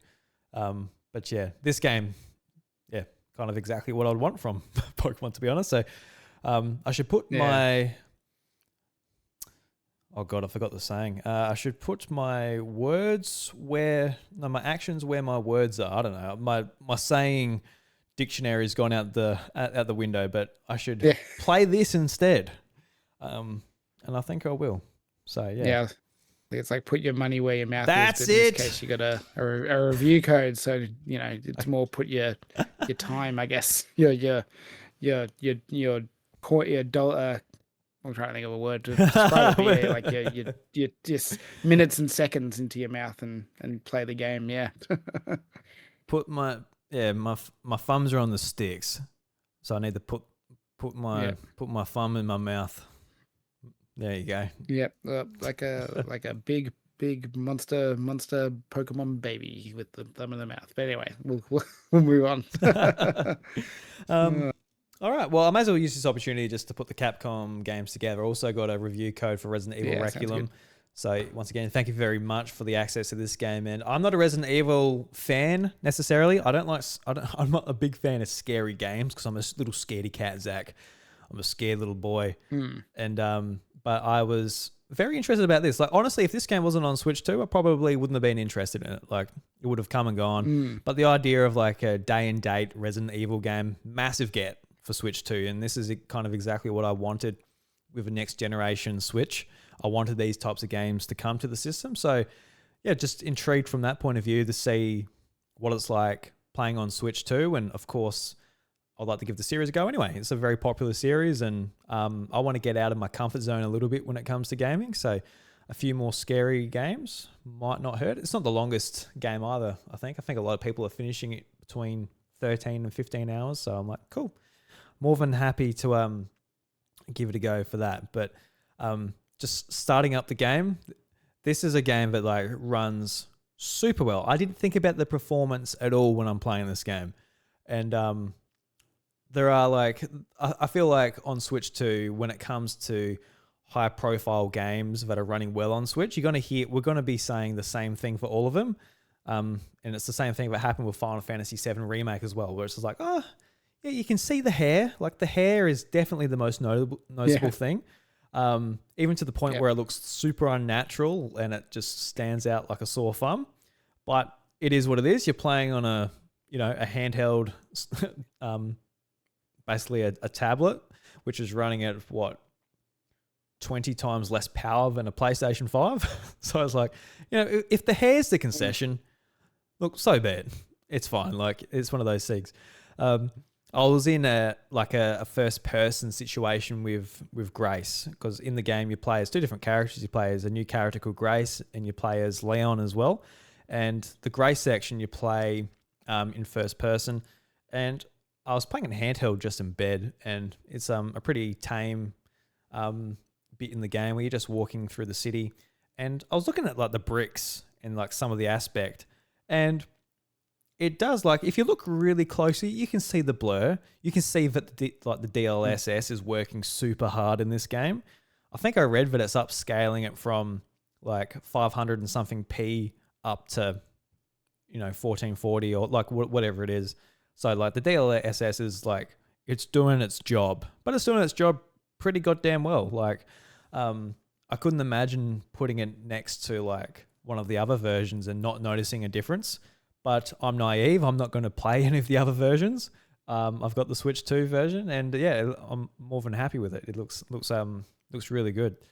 But like my experience playing the game, I started it last night, and I went to bed, and I took just like a pair of headphones with me, playing next to Chantel in bed. And for the most part, it's the opening game. You're watching cutscenes. You're getting the story. Some unfortunate situations happen to Grace. They get her in a predicament where she gets kidnapped, taken away, and you're in the dark. You're trying to figure out what's going on, and got the headphones on. The heart rate's getting a bit high, Zach. I'm like, all right. And, you're sort of trying to work out puzzles in just classic Resident Evil fashion. Oh, I need the key. All right, found it. Unlock the door, go into the bedroom. Oh, I've got to get a fuse. The fuse. I need a key for the fuse. Read a book. Oh, I've got to go to this certain thing. Got to get that. Blah blah blah blah. So I go to another room. I'm in the dark. I've got a lighter, and then this fucking horrendous monster pops out, Zach. I'm like, just audibly, I'm like, holy shit. And that's when I get Chantel's attention. She's like, what? So she's like watching what I'm doing on the screen with no sound. So I'm terrified. Yeah. And she's just watching me like I'm a lunatic. And I got told off because I squealed. And the kids are in bed. I did like a really loud, like I was absolutely terrified. Yep. Yeah, got past that. But what I quite like about the pacing of this game with the two characters of like you have those sort of sections, but then you go to Leon where it is more action focused. So you're able to like, I'm just scared shitless. But then it just swap over to Leon. He's like, all right, he's on the street. He's got plenty of ammo. He's taking down zombies. He's got these awesome finishers. It's not really about the horror. It's more about like the action side of the Resident Evil series. So I'm like, this is pretty good. Like you get like, you got access to this gun straight off the bat called the Requiem, where it's just like, poof, and just like takes out two zombies, just boom, just like that, like a high powered gun compared to Grace where you literally had no weapons. So yeah, it kind of, it was nice because if it was just those Grace sections, the whole thing, like I'll be like, it'll be harder because I'd find it hard to sit down after putting the kids to bed and be like, all right, now I'm going to really stress until 12 o'clock at night tonight. Yeah. And then I'm going to go to sleep. And then to finish this game, I'm going to be doing that all week. Yep. So, yeah. So I'm nightmares pretty much every day. Yeah. Because I was like, I was playing in bed. So like I was sweating. Like I put the Switch down just on like a bedside table and I was just sweating. I was like, shit, the heart rate's up. So now, like, I just finished. I'm at another Leon section where I make sure I do that so I can start the night with a Leon section. Maybe warm up a little bit, get into it. Maybe not put it off in case I'm like, I don't want to. I've got this Grace mission at the moment. I don't really want to jump straight into that. I might put it off more if I leave it there. But yeah, no, it's great. It's great having this type of thing on Switch too, and I want to sort of I really want to embrace this year, the first 12 months, the first 24 months. Just this will be probably as good as it's going to get, just with like the Switch 2 being, the most current thing, being new. Yeah. So yeah. I want to sort of live in this moment, and then 3 or 4 years in, we can start complaining then about ports not being all that good. But we're in a good spot at the moment. Like I was looking at my like most recent played games, like Resident Evil, Pokemon Fire Red Leaf Green, Pokopia, Monster Hunter. I was looking on the eShop. I haven't played it yet, but I absolutely love Planet of Lana, and I wasn't going to get Planet of Lana 2 on Switch because there wasn't a Switch 2 version. But looking on the eShop, I'm like, there's a Switch 2 edition, must have just silently come out alongside of it. Like it wasn't up for pre-order or anything when I looked like prior to the game coming out. But yeah, that's there. So I've got like, I see stuff online just about, there's nothing to play on Switch 2. I'm like, oh my God, I've got too much to play on this goddamn thing. Like, yes. Yeah, it's like just like indie Nintendo and now third party, like most of it's here. Like it really is. So yeah, I'm very, very excited. Very excited about Switch 2 at the moment. But yeah, I don't know. Yeah, just with Resident Evil, just a question for this might be relevant for listeners. Because you said you haven't played much of the other games in the series, whereas I've played a few of them. How do you feel like as a new, quote unquote newcomer? Like, are you feeling like a bit lost to these Grace and Leon people are, or do you feel like it's not really too heavy on the, I guess, pulling in the lore from their prior games to, tell this story? From what you've seen so far, of course. Yeah, well, I assume like a Resident Evil fan would tell me like, look, you know nothing about Leon. Like he's done this. Obviously, he's the main character in a few games and all of this. Like he's got so much story behind him. I know none of it. I've heard some from like Resident Evil 4 and all of that. And like a lot of these games that have been on my backlog for a long time, especially 4, just because it's like a very prominent GameCube game. But yeah, I just never got around to playing it. But just from what I've played, like I don't feel like it's making me like, oh, I don't know anyone. Like, what's going on? Like, it is like for Grace. I don't know. Is Grace a new character, or has she been in previous Resident Evil games? So it's her mum that was a playable character in a previous game, Resident Evil Outbreak. So yes. That was like a PS2 exclusive, I think. But I think Grace is new because I don't think she was. Well, she might have been alive, but I don't think she was prominent as a character in that game. Yep. Okay. Yeah, because it like in the game it does give you sort of a little bit of a backstory into like Grace and her mum. Like it gives you a little bit, so I feel like I was satisfied with that. Being like, because the game sets you up, it says like, it sends you to this hotel to investigate some murders that happened, and this is where Grace's mum was murdered 8 years prior to the events, and she's shit scared to go there anyway. Just because of that, she's got to confront like this event that happened, and like you play through that event, so it actually shows you. So yeah, I haven't really sat down and be like, oh, I want to know more about Grace's mum. Like I haven't really, I'm not there. Like I sort of know enough to be like, all right, I know what her job was. I know the situation that's happened, and then we're going to discover more in this game. But yeah, I think this would be a good place for me to start, honestly, because it might, it might just sort of intrigue me. Like, hey, who was this character? I want to know more about Leon, and I want to go back to like Resident Evil 2 and play as Chris, and do some more stuff. So yeah, I don't know.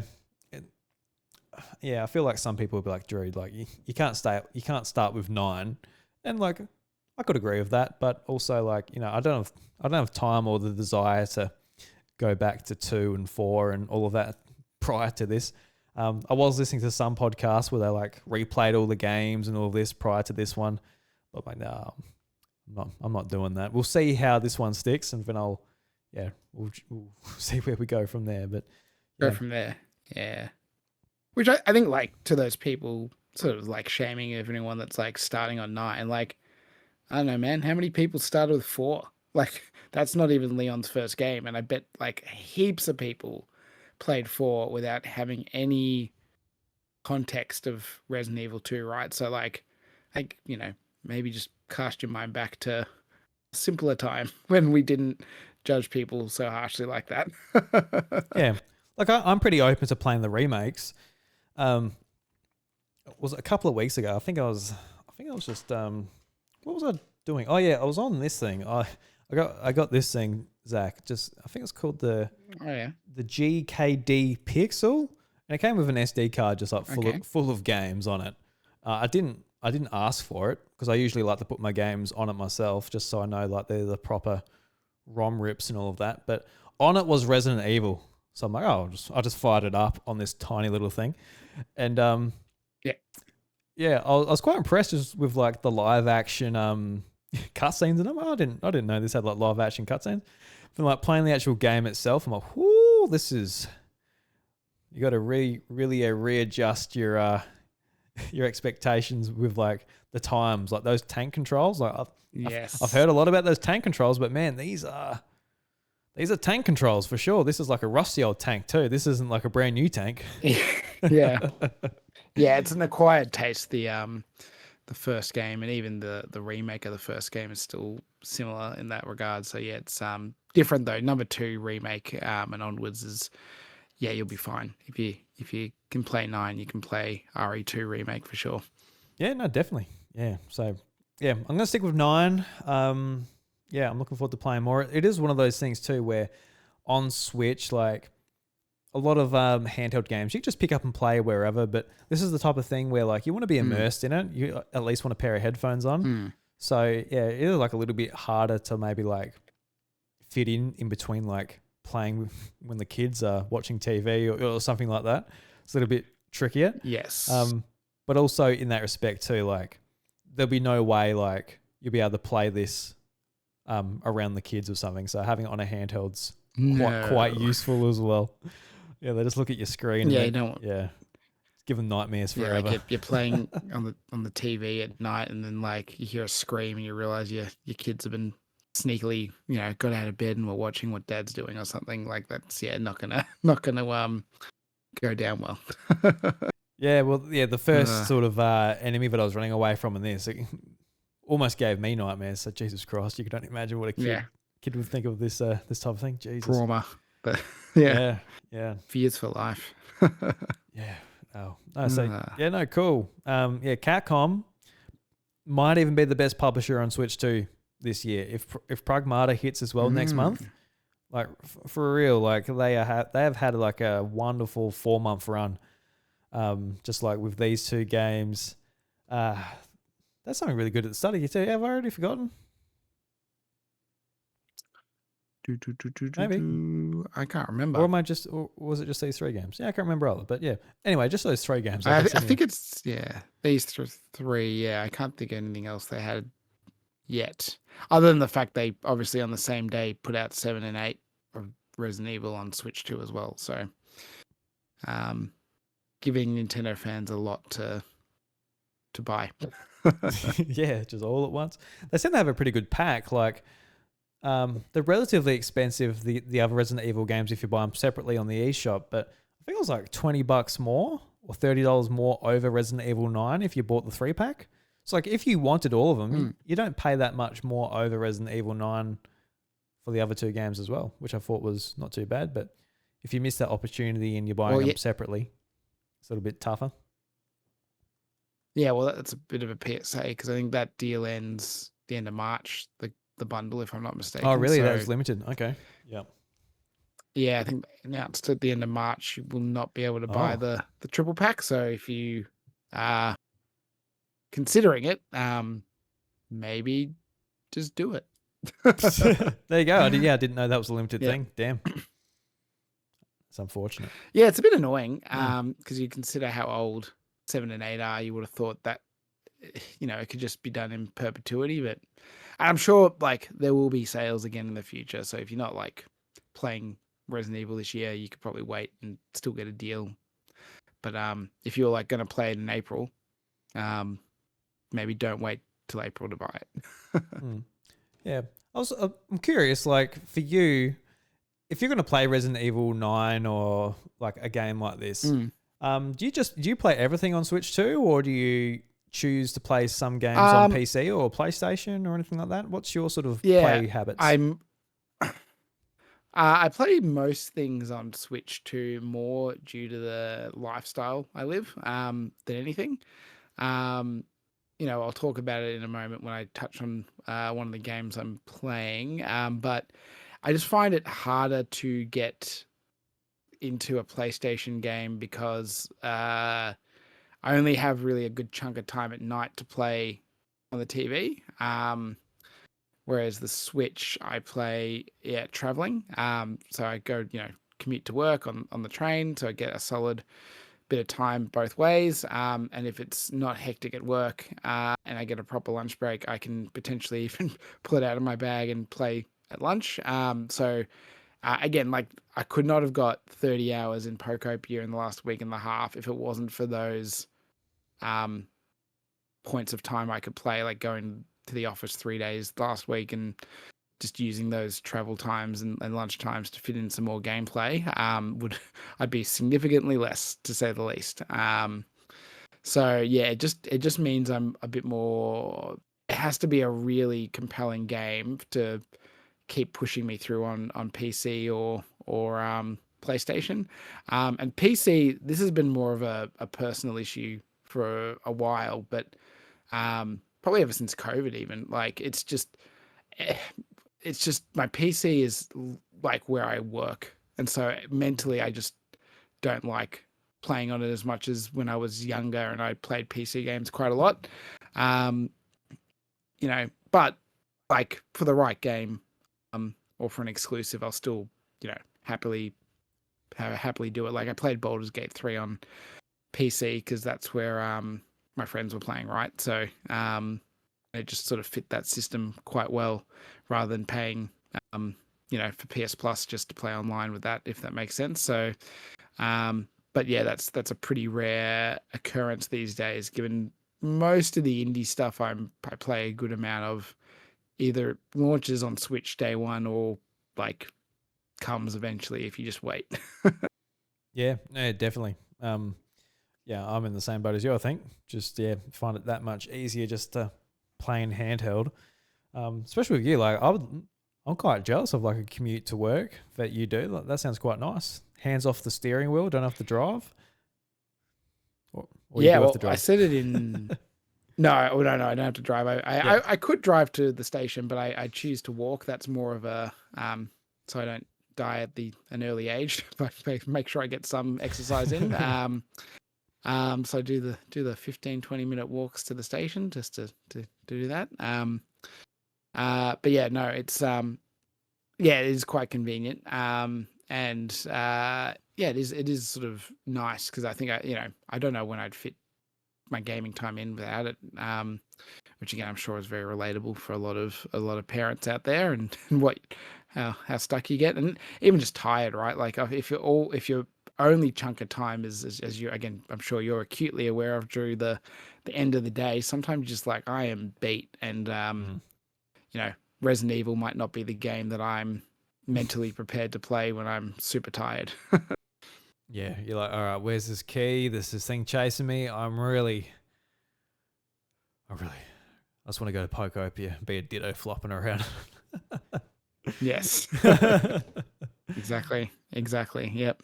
But yeah, no. Well, I'll be talking about Resident Evil and Monster Hunter as time goes on, I dare say. But Zach, I'd love to hear some of the other stuff you've been playing. Yeah, well, I'll talk about probably one of the more contemporary releases, which is I have a lot of parallels to your usual co-host Josh, and one of them is last year when WWE went to Netflix. I'm like, I'm gonna try to get into wrestling. Oh yeah.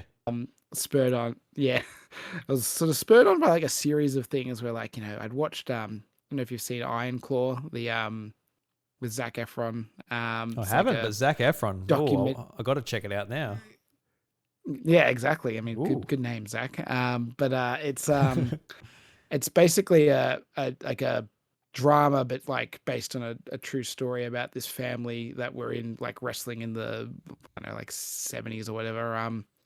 And it's just an incredibly tragic story. Like I don't want to spoil it, but yeah, all these brothers that become wrestlers just do not have a good life. But it was just interesting to watch that, and then I watched like the Mr. McMahon docuseries about by the McMahon family who started WWE, and obviously sold it over the years, and now he's he's like sort of gotten charged with a lot of extremely scummy sexual assault, rape related things. So he's luckily out of the business, but his family's still heavily linked to it. But either way, the point being is that documentary series just had me interested in the business side of it. Like, just interesting to see the behind the scenes of like how they put together this like kind of well established, it's not real, but we still present it as real kind of show, and keep that going every week, multiple times a week.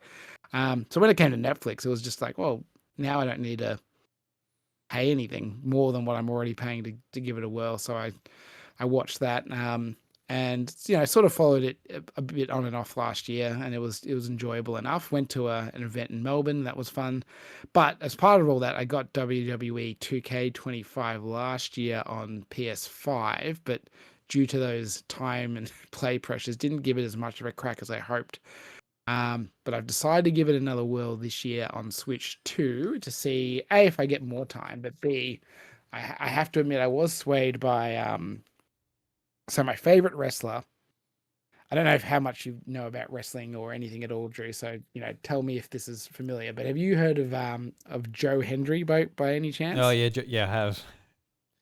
Got a great theme. Okay, so he Yes. So he joined the WWE officially a few months ago on NXT. So this is his first time in the game, and they cleverly made his outfit from his music video a pre-order bonus. So that was like, oh damn, that's damn. a sell. Yeah, bastards. So I was like, I know. I mean, the game is riddled with microtransactions, but I'm like, you know what? I'll probably actually play this one more than I did the previous version on PlayStation because I can play on the train and have a good time. So I'm like, I'm going to give it another whirl, and if it doesn't stick, I'll just know that it's not for me, which is again, it's a bit of an expensive gamble, but I'm willing to make it this time. And yeah, so I was playing it today for about an hour. Pretty much only did tutorials at this stage because wrestling games today. I don't know if you ever play like the GameCube or 64 games back when we were kids, like at friends' houses or whatever. But they are a lot more complex than they used to be. Yeah. They're quite technical simulations in 2026. So there's a lot to do in the tutorial. But at least I can say performance-wise, it feels really good on Switch 2. It doesn't feel like you're playing the Wii version back in that era. You know what I mean? It feels like you're actually playing the contemporary version, except for the one thing, the same with every game, is the bloody hair. Oh. It's still, the hair looks not good hair. Play as a bald wrestler. That's my advice. Or even like the frills. Like I was playing as Io Sky, who's a very fun little Japanese lady, and she had a lot of frills in her outfit, and it had similar like aliasing problems to the hair. Like it's a bit jaggy and odd looking, bouncing around. But other than that, it feels good. It feels good. I'm not. Full disclosure, I'm not great with frame rates. When I did Welcome Tour, I actively had to guess anything above 30. I really? Just could not distinguish with above 30. It doesn't. Yeah, I could not. I probably had like a 50% hit ratio between whether it was 30 or 60, and then probably like a 10% hit ratio on whether it was 60 or 120. It was just indistinguishable to me in Welcome Tour. So like I'm not Digital Foundry by any stretch is I guess my disclaimer. So it's very possible that this is not a fantastic frame rate, but it does feel smooth. There's no jittering. There's no slow down that I've noticed in the few sort of again hour of training matches I've done. So to that end, I think if you already know it's the kind of game for you and you're more like, oh, should I get on Switch 2? Maybe, yeah, it might be a good fit for you. It's a game keycard, as most third-party games are. So again, factor that into how you buy it, if you buy it, all that good stuff. But admittedly, it was the same problem with on PlayStation. Like last year, I remember I got the disc and I couldn't play for like 2 hours because I had to install and download the whole game basically. So I think that's a universal problem on the platforms if you care about physical media. So yeah, I'll be keen to try out the campaign and some actual non-tutorial stuff this week, and might report back next week on the vibes. But I also get the sense if you've ever played a 2K WWE game, you probably kind of know what you're getting in for. And review-wise, again, this last year and this year have both been quite well reviewed, I think averaging in the 80s on Metacritic. So seems like we're in a bit of a boom period for this sort of annualized franchise, which is as someone who's sort of looked at sports games from the outside, you can sort of see they have their ebbs and flows. Like some years FIFA's really good and then it goes through a stale patch, and same I'm sure happens with WWE as well.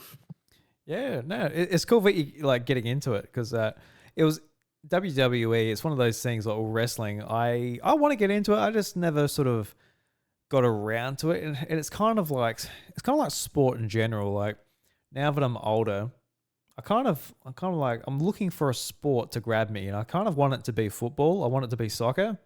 So I want to try and make more of an effort to actually get World Cup. Good year to do it. Yeah, no, absolutely. So yeah, I need to make an effort to actually watch more sport because for the most part, like a lot of what I watch is like Netflix and YouTube and things like that. It's not like, I don't know if you've got like live to air TV in your house anymore. We don't. Like it used to be like, oh, the football's on. You just used to watch it. But now like you've got to actively like go and look. And typically when I go and look for something, it's something gaming related or something else. So yeah. So yeah, no. Yeah, no, I get you. And even like with the footy, like this is a bit of a bugbear of mine. Not because I watch it, but my family are all into it. And like my grandma, she moved into a nursing home and they don't have Foxtel. So like every Saturday, she's like, "There's no footy on." I'm like, "I'm sorry, Nan. It's not that there's no footy on. It's just you don't have Foxtel." It's like it just sucks. Like I don't know. Like it's just like particularly if it's her team playing that week, I'm like, ugh, like like come on, capitalism. Why'd you have to screw us out of like a full day of AFL if like that's what you're into? But anyway, sorry, that's a bit of an unrelated rant, but still annoys the heck out of me. Mostly on behalf of my 98-year-old grandma, so who likes to watch the football. So anyway, yeah, I feel sorry for her. She should be able to watch the football whenever she wants. Maybe she has to pay that little bit more just so they can have a little bit of a Foxtel subscription for her. Yeah, we probably could look into it, but she's also, as many people of that generation, incredibly stingy. So convincing her to spend money is challenging. I got no idea what it's like to get like pay TV or whatever. I don't know if you put a big satellite on the nursing home so your nan can watch watch footy just on one day a week or whatever. But yeah. Well, it's probably realistically, if I was going to do it, I probably need to figure out like it is a smart TV, so I could probably download KO and pay for that. I'm sure, but again, she's it's sort of like not quite worth doing that yet. Maybe I will, but we're not quite there yet. But either way, I'm just more, this is Australia. We should be able to watch AFL for free. Come on. No, in Australia, we're banned from doing a lot of things here now. That sacred site, no longer allowed to visit it, Zach. God, what's everyone going to do? No, I can't go to Tumblr anymore. How sad. It's a joke. I don't know about Tumblr. I'm just deferring from what the actual sacred site is, which I have to admit, that whole thing completely caught me off guard. It's just like I knew a bunch of I know Discord's been the main thing I've been hearing people whine about because I'm a game person, and I just saw people tweeting like, "Oh, I can't go to this either." I'm like, "Oh, really? Like, can't you?" And I'm like, tested. I'm like, "Oh, ID you need? Okay, well, I'm not really sure I want to do that.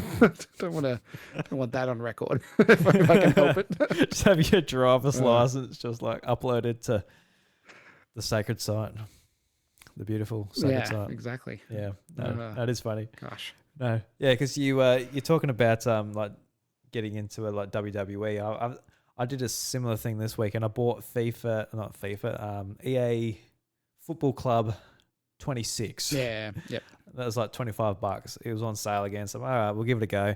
I don't really want to give money to the Saudis, but $25, I guess it's not going to make or break them, is it? So, yeah, I picked it up and yeah, it's good just having like a sports game on Switch, just being able to pick up and play and do it that way. So, yeah, I'm looking forward to doing that as well. But I don't know, like these like sort of sports games that are like always pulling from rosters and that, I noticed like the menus and that are so laggy because you're always online just like uploading rosters and all this stuff. I don't know if WWE is the same way, but if it's like really online. Yeah, well, this it does have a lot of like the first thing when I booted up on the train is like, "You are not connected to the internet." I'm like, "Okay, can I still play?" And it's like, "Yes, but you disconnected." I'm like, "Okay, thanks, thank you." So I can't confirm whether it'll be that laggy, but I suspect it will because it definitely has its equivalent of like Ultimate Team or whatever. I think it's like Superstars or some bullshit. So and there are like a couple of like there's kind of like 3 or 4 campaigny style modes. Like there's build your own character and do their story, and then there's play through like a particular veteran's story, and then there's like the island, and the island seems to be like the microtransaction more hub online pretty much. Yeah. So I think if I can't do that, I don't think I can do that offline. And even online, maybe I just won't to avoid that place. But we'll again I'll report back because I haven't experienced the lag yet. Yeah, because I just noticed every time like you exit out of a menu in Football Club, like it's like it just says initializing. Thing go back in initializing, and like you can just see it like working hard every time you're like changing a menu or something. So man, I just want to go to quick play and play a game of football. Just let me go. Like I couldn't care less. I'm such a casual FIFA player. Like I just play the game, and like I don't care about the all the live stuff or anything. But yeah, maybe I'll get more into it. We'll go on this sports journey together. Different sports, different games, but we'll see how we go. Just as many microtransactions and sweaty men. we love our sweaty men. Absolutely. Yeah. All right. So, Zach, we're getting long. Should we do this topic quickly, or should we get off? We've been recording for 2 hours. What would you like to do? I don't mind. I mean, I'm happy to give a quick, because I think the topic, it is one we could probably do fairly quickly, just given. Yeah, I think so too. Yeah, what there is to talk about. I just don't want to keep you up too late, because this is a. I know if I kept Josh up this late, he'd be like, "Oh gosh, he'll be struggling because he's been at work all day and all that." Like yourself. Yeah, for better or worse, I sent this meme to my wife. We're pretty like standard, I guess millennial parents, in that like we say all day we should go to sleep a bit earlier, do this and do that, but we are inevitably up to like at least 12:30 most days, because we just doom scroll or do. So like again, last night was just like I was so close to finishing Pokopia, I just pushed myself an extra 30 minutes, and I'm sure even when I finish here, I will be doing something dumb for another bit. Okay, too easy. I just don't want to be responsible for a bad day tomorrow. I don't know. I'm responsible for my own bad sleeping patterns. Don't worry, I won't put that on you. All right, that's all right then. I just thought an interesting sort of topic to talk about to wrap the show up would be just like the state of Switch 2, and for a lot of new people who picked up Pokopia or will pick up Switch 2 throughout the rest of 2026, just kind of like what do you think about the state of Switch, what you think about the hardware and the games that we've got, and kind of where to start. Like if somebody picked up the system, like what accessories should they get, what games should they get, and like should they sign up to Nintendo Switch Online? Like what are some things like you'd like to see a brand new Switch 2 user pick up? Because I remember like some of my friends from high school, I saw them in EB Games, and this one in particular, I think this was her first video game console ever. She finally decided to go and get one for Animal Crossing, and she was looking at the wall of games. I'm like, oh my God, like she's like, oh, what should I get? I'm like, oh, Jesus Christ. Like the Switch at this point of its life, get Mario Kart, get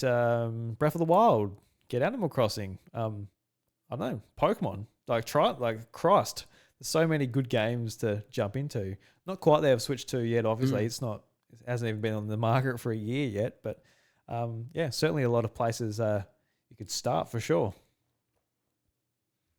Yeah, no, for sure. I mean, I think that you've sort of hit on a point which is worth sort of quickly addressing. I mean, if you are a completely new Switch person, you did not get a Switch 1 at all. Oh my God. In the last 7 or 8 years. Yeah, I mean, that's an overwhelming task. I don't think we can sit here and list everything, but luckily there's a lot of good websites that have already done that work over the last many years.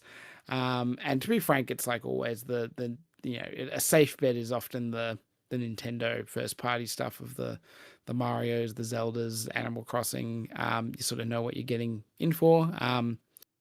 So we won't go into that detail, but just you're going to be spoiled with stuff to do if that's who you are and you just got to Switch 2. But yeah, the Switch 1 upgrader, so someone going to a Switch 2, it's a bit of an interesting one because like I'm a big fan of a lot of the stuff that is, well, not a lot, a few of the games that have come out, and others I'm a bit more lukewarm on. But I think, there are some clear winners in my mind. And I think you also need to separate it a bit from some of the noise online. So like, for example, Mario Kart's, I think, a really obvious one where if you can get the bundle, I just don't know why you wouldn't still at this point in terms of like, it's still a good, like a really fun game. Like, yeah.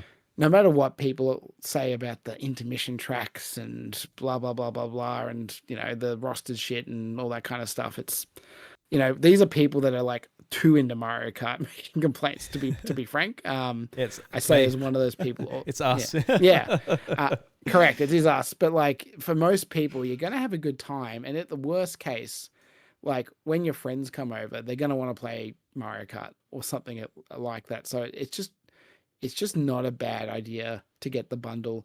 If you can't get the bundle and you're looking at $120, that's a different discussion. But like, yeah, I think at the moment you still can get the bundle pretty easily. yeah, I forgot it was like $10 more than everything else. That's another discussion, I guess. But yeah, no, Mario Kart's so much fun. Definitely recommend that.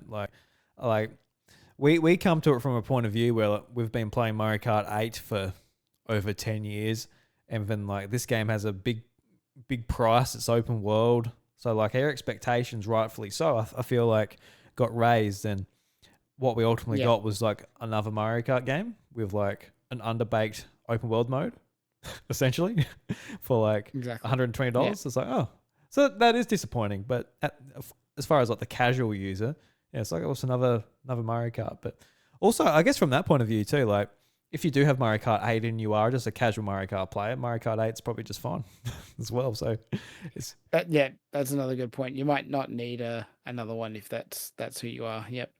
Yeah. I feel like as well, like Donkey Kong Bonanza, I feel like you're a much bigger fan of that game than I am. So I assume that'll be another one on your list. Yeah, that's definitely a recommendation. I think I'm a big believer in most people can sort of look at a game and know what they're going to vibe with, and I trust your gut a little bit, but I think if perhaps you're sleeping on Bonanza because you're like, oh, I don't know if it's going to be as good as Astrobot, or it's going to be as good as Mario Odyssey. I think like it's kind of like not worth even trying to compare it, because I think you're just going to ruin whatever. I think in general, the more you compare games, the more you sort of can ruin them for yourselves versus just enjoying it for what it is. And what it is a great collectathon with some fun smashy gameplay. And maybe that won't resonate with you, but I think there's something just primal about destroying things that will resonate with a lot of people, to be frank. So I think and not that, just that, I think collecting stuff also resonates with a lot of people. We love a checklist. This has got a good checklist. So, definitely worth looking to pick up Bonanza if you get the chance to get a Switch 2. Yeah. And like those two games and Pokopia, are there any other games that you feel like are system sellers, or are games that you would recommend on like a day one pickup alongside maybe one of those games or anything? Because like I've enjoyed some of the other games for sure, but they're certainly not games I would say, oh look, you got to go and make sure you get a Switch 2 for. Yeah, no, I'm 100% the same opinion as you on that one. I love Kirby Air Riders, but I'm coming from the perspective of a Kirby Air Ride fan who also acknowledges the flaws of that series, I'll say now that it's two of them, and the fact that it's definitely an acquired taste. Yeah, definitely. Yeah. So, yeah, and then quite frankly, I don't know, I bounced off Hyrule Warriors. It just sort of, unfortunately, the story just wasn't enough to pull me through. Doing just like another one of those. And then like I guess the other point is around like if you sort of didn't get Legend ZA or Metroid's another different example, but I guess like these games that had dual releases and you were interested in them, maybe it's a good chance to grab those. Like I certainly know I have a friend who passed on ZA because he's like it's it doesn't like the performance on Switch 1, but if you got a Switch 2, you might pick it up. So if that's the kind of person you are, just keep that in mind. It's I put a lot of hours into ZA. You finished it as well, Drew. So I mean, it's clearly compelling enough for us to get through. But maybe start with Pokopia and see if you still want more Pokemon after that. Might be my recommendation in the order of things to try out. Yeah, it is interesting just like really thinking about the games, because like for the most part, when Josh and I are talking about them like month by month, one by one, it's like, yeah, it was good, it was good, it was good, it was good, it was good. Like you're sort of like doing that every month. Like Nintendo doesn't typically release a bad game, so we're not going to come about, oh man, this one didn't do it for us. Like we haven't had to do that yet for Switch 2. But Yeah. yeah, when you look at them like in a holistic view, it is like Pokopia, pick up Mario Kart, maybe Donkey Kong. I think Donkey Kong's great. I haven't finished it, so I can't speak on it as in depth like you can. You've 100% of the game, but yeah, I sort of like when playing, I'm like it's really clever in some aspects, but it didn't give me that like that Nintendo Magic feeling. I've got to go back and see if I can get it. Well, but yeah, you're not alone though, and I think that's why there's this constant like back and forth I see on the internet, which is stupid to me to be on the internet in the first place, listening to people's opinions. But like the people who say like, you talked a bit about Wood's video the other week, how it just kind of feels like there's nothing, even though at the same time there's kind of a lot in some ways. I kind of understand people with that vibe. Again, even though I've played a ton, I've got so much I want to play. I'm really enjoying it. I can't deny that there's a little bit of like, until Pokopia came out, I just felt like we were missing that big zeitgeist game, that one that really just kind of felt like, all right, yep, everyone likes it and plays it, and it's compelling. Nothing really. Again, the closest was Mario Kart, but that was again also coupled with it being like the only big launch title, right? So it was more, this is everyone buying a Switch 2, and then because of that, they're playing Mario Kart. If that had launched by itself, it probably still would have been similar, if I'm being honest with myself. But it might still would have, like, the detractors might have come out in a bit more full force earlier if it wasn't for that sort of honeymoon period with the system. Like even like us, I think we were way more high on it at the start than perhaps we were to when we sort of played it less, if that makes sense. I don't know if that's how you feel about your Mario Kart experience. I can't remember. I remember being like disappointed like the first direct, being like, oh, it is just more Mario Kart. So it sort of maybe set expectations there, and there was the hope maybe leading into it that there was more to discover in the game, but there wasn't. And then like the game was like a lot of fun for sure. Like, but then like Knockout Tour sort of wore out its welcome a little bit. It didn't have like the sort of thrill of it didn't last as long as maybe I would have expected either. Yeah, I don't know. I haven't gone back to it for a long time. I actually had to delete it to install Resident Evil. I'm like, I had to like switch like space on Switch 2. I'm like, oh my god, I'm deleting stuff all the time, and I've got to find room. Yeah. I need like ever how many gigs. I look at Mario Kart, like 20 gigs. I'm like, I haven't played you in a while. I will install you again if I feel like it. But yeah, I haven't played you in a long time, so may as well move you along for a little bit. And like Mario Kart 8, I don't think I ever uninstalled that game on Switch. I had a lot more room on Switch though. I had like a terabyte SD card, so that definitely helped over there, and it was nowhere near as big. Helps, yes. Yes. I was looking at terabyte SD cards the other day. I'm like, oh, like $300? No, not for the express cards. I don't think I'll jump on that just yet. No. Yeah, I'm definitely holding out for those to get cheaper. I don't know how if they actually will anymore with the way everything's going. Yeah, well, yes. Fingers crossed they will. No, it doesn't seem like it will. Depressing. Yeah, I'll just. But I was going to say, I guess, where I would turn your attention to if you've just bought a Switch 2 is look at some of those third parties and those indies that you might have previously on Switch 1 thought they're too switchy, the performance is too poor, I don't want to even bother. Because I think, you'll be surprised. We've obviously talked about your Capcom games, Final Fantasy VII, you've talked about a bunch, but like other indie games like Blueprints just came out a week or so ago at the Indie World or whatever it was. That's just got a Switch 2 version. If you haven't played that before, great place to play it. And there's a bunch. Mini Shoot Adventures also got a Switch 2 release and version. I hear that's a great sort of Zelda shmup, sort of combo game. there's a bunch, like there's a surprising amount of things that have Switch 2 editions, obviously Silksong, things like that, that if you haven't already played them on other systems, you know, that now you're kind of getting the equivalent experience, particularly the indies, which tend to skew lower on the performance requirements anyway. So like, playing Silksong on Switch is almost indistinguishable from playing it anywhere else, right? So, why not enjoy your fancy new hardware with a very well regarded game? Yeah, yeah. No, definitely. Just all the third party stuff. I think that's the biggest change when it comes from going from a Switch to a Switch 2. It's just you've got basically a different genre of games to try. Really, like you've got this whole segment of the gaming industry, which was probably like the main part of the gaming industry. Like if you're a PlayStation gamer or a PC gamer, they're probably like the main games you play. If you're like into like the full priced single player adventure type of games, like stuff like Resident Evil and Pragmata and stuff like coming out in the next couple of months. Like that's the type of stuff you didn't play on Switch. It was just the indies. It was just Nintendo. But now you can try all these different things in handheld mode if you're not like a handheld PC user. So no, it's all pretty cool.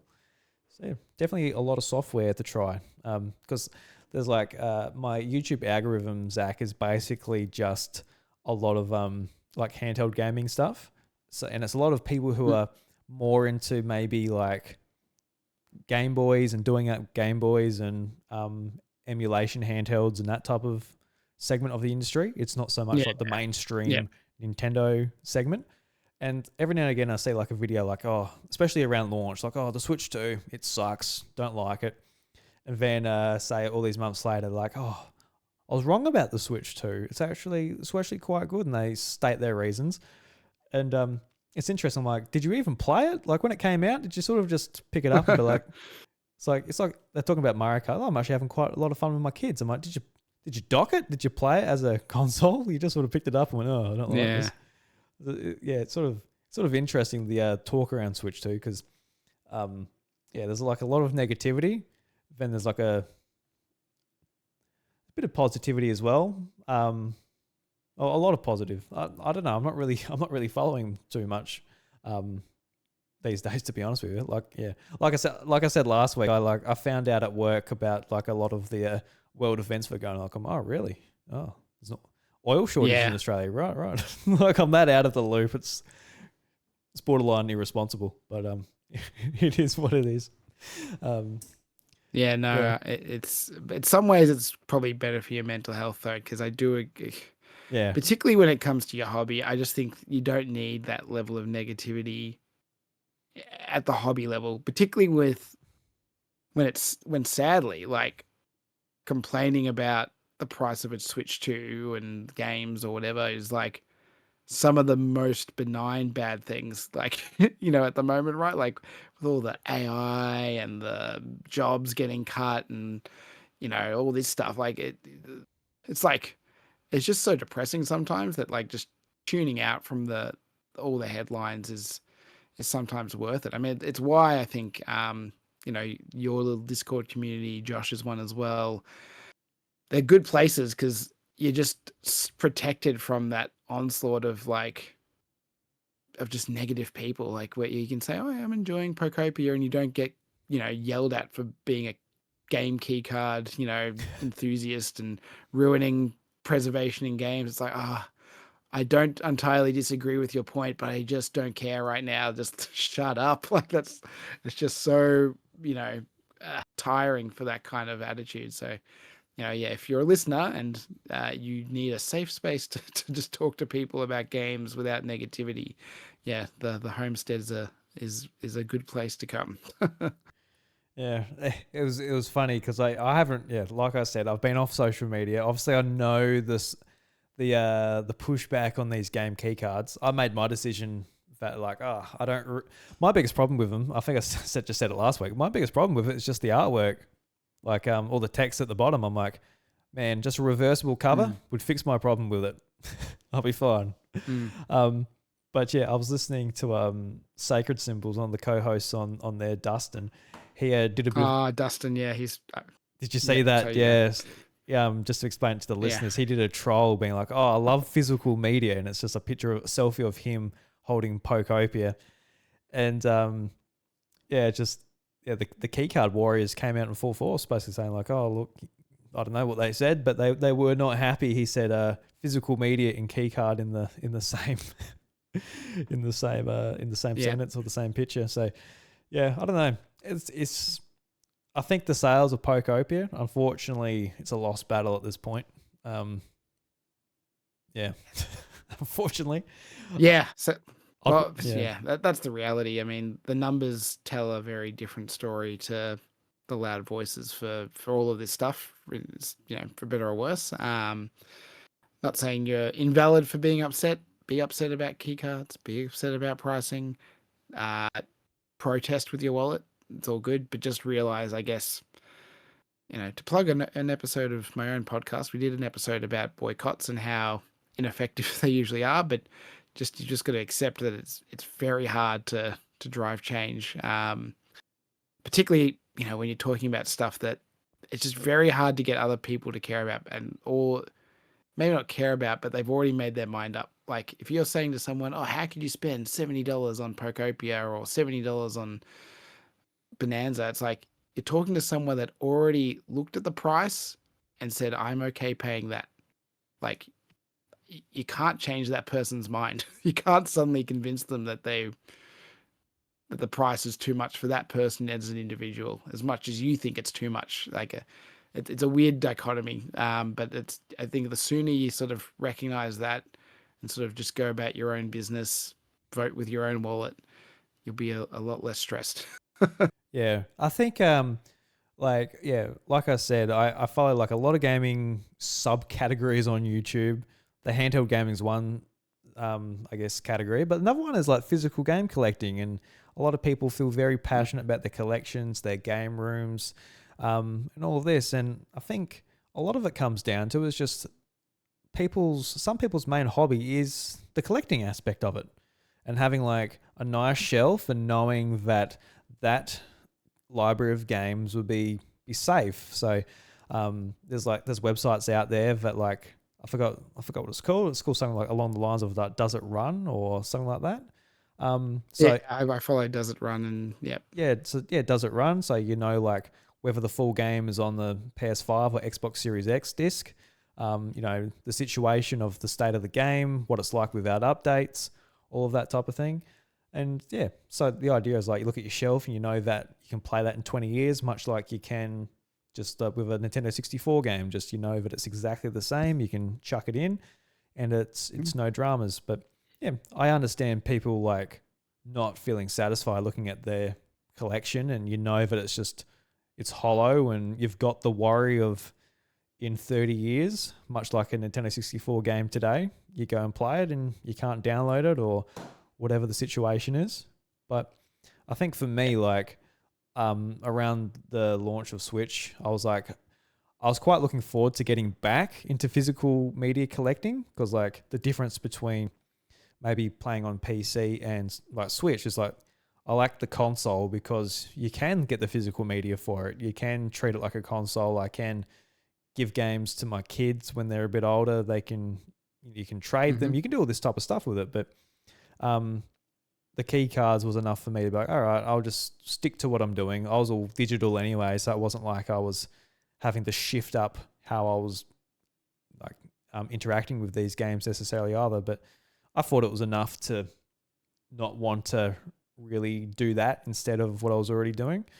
But I guess ultimately I'm more interested in playing the games. I love a nice collection, but I want that big collection because I like playing the games. So it just 100%.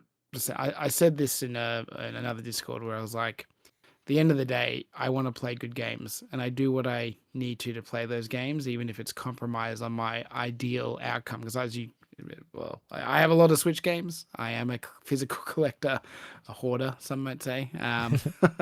I love that stuff. I also don't like key cards from that perspective. But if the choice is, because the only way to protest the game is actually to not buy it. Buying it digitally doesn't really send the signal of I want a full-on cart version. but so if my choice is not buy the game I want at all, or accept the key card or a digital version, unfortunately that's just where my priorities lie. I want to play the game, and I appreciate you people boycotting. I appreciate the efforts you're doing, the strong wills you have, but you just got to realize you're not going to convince people like me to change how my priority, which is playing the good game, and you're not going to affect a lot of people, because I mean, you forget you're in an echo chamber, but so many people, like, they buy games as a kid or at a certain point in time, and then they don't want them anymore, and they just sell them, or they give them to an op shop.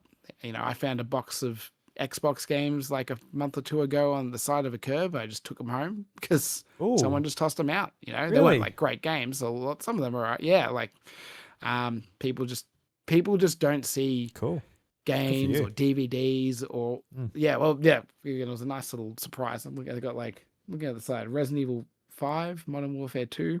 There's a couple of others there. Can't see them because I got the box the wrong way around. But I think you just have to realize you're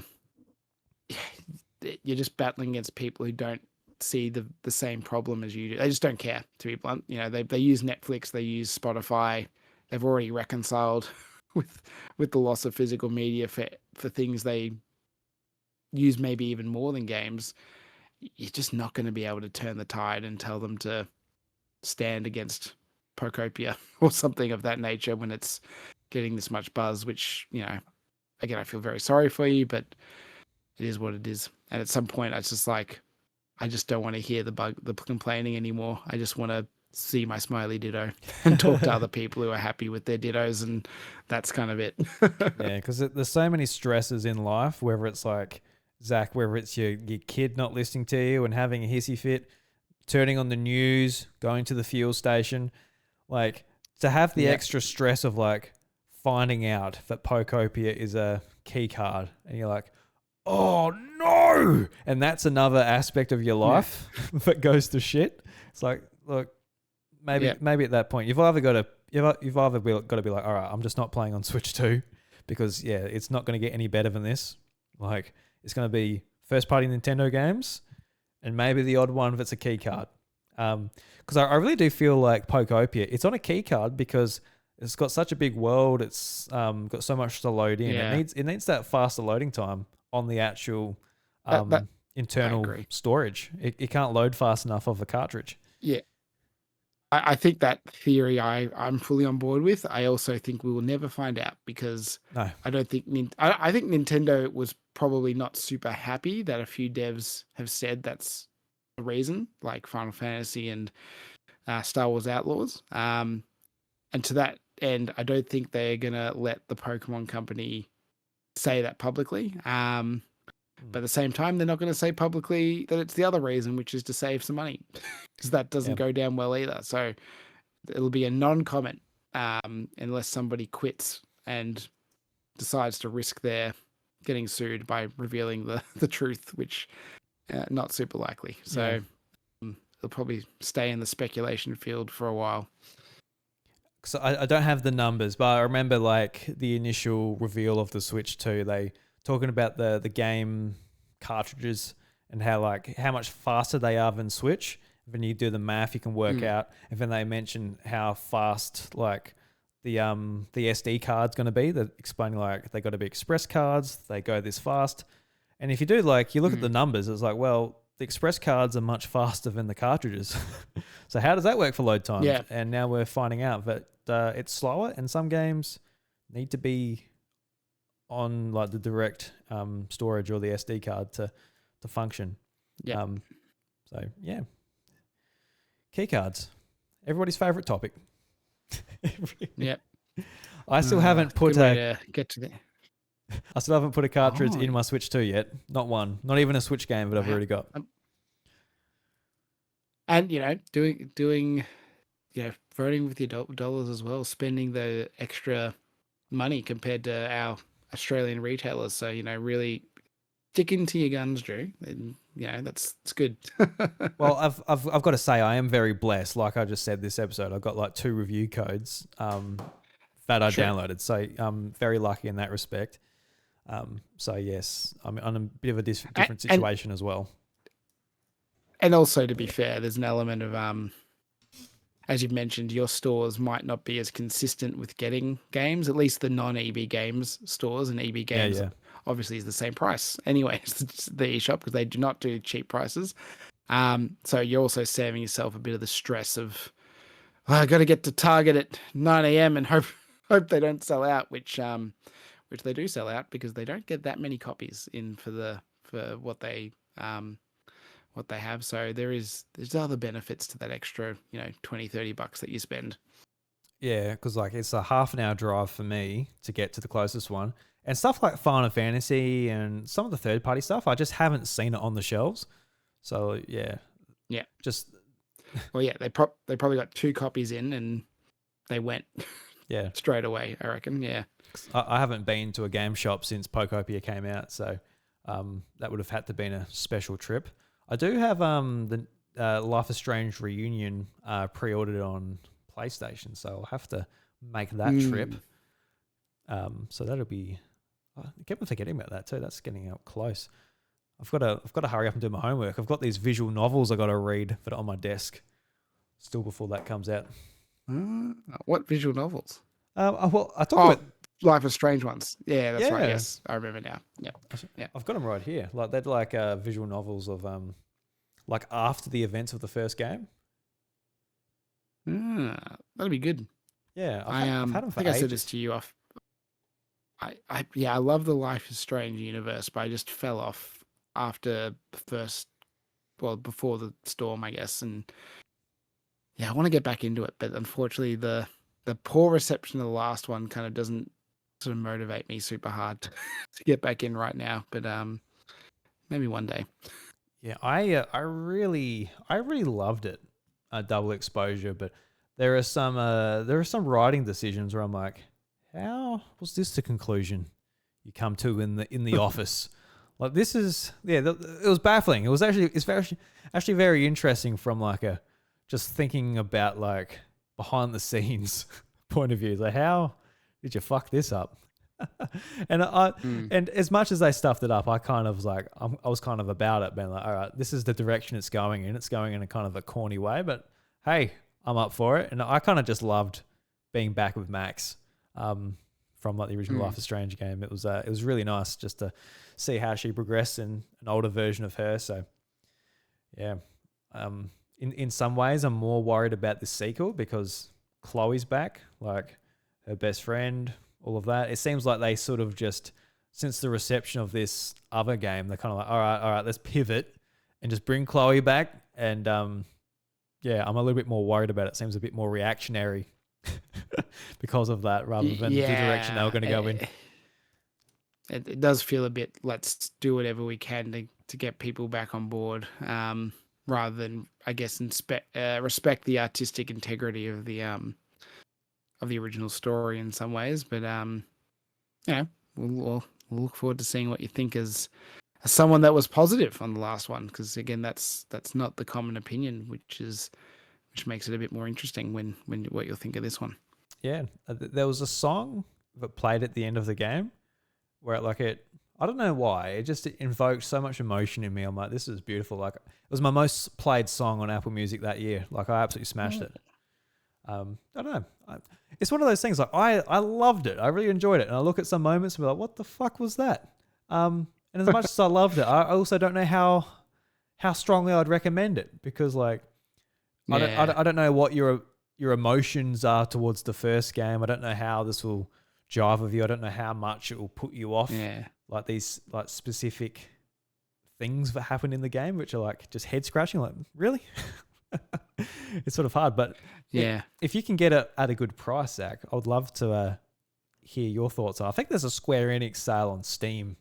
If that was where you would play, I don't know if you would play on PlayStation or Steam, but I think it's that's right.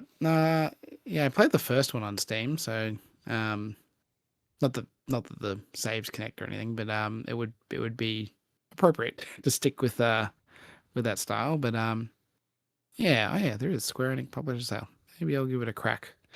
But yeah, very keen to see what you think of the new one when it comes out.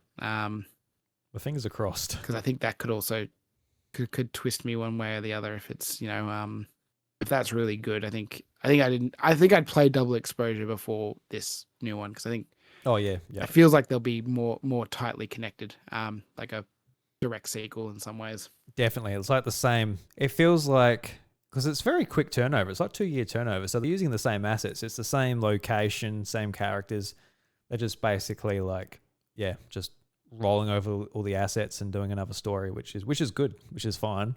But we'll just see how it turns out. The game is on Switch, but Luke posted some screenshots in the Discord, and like you can't make out their faces. They're that blurry.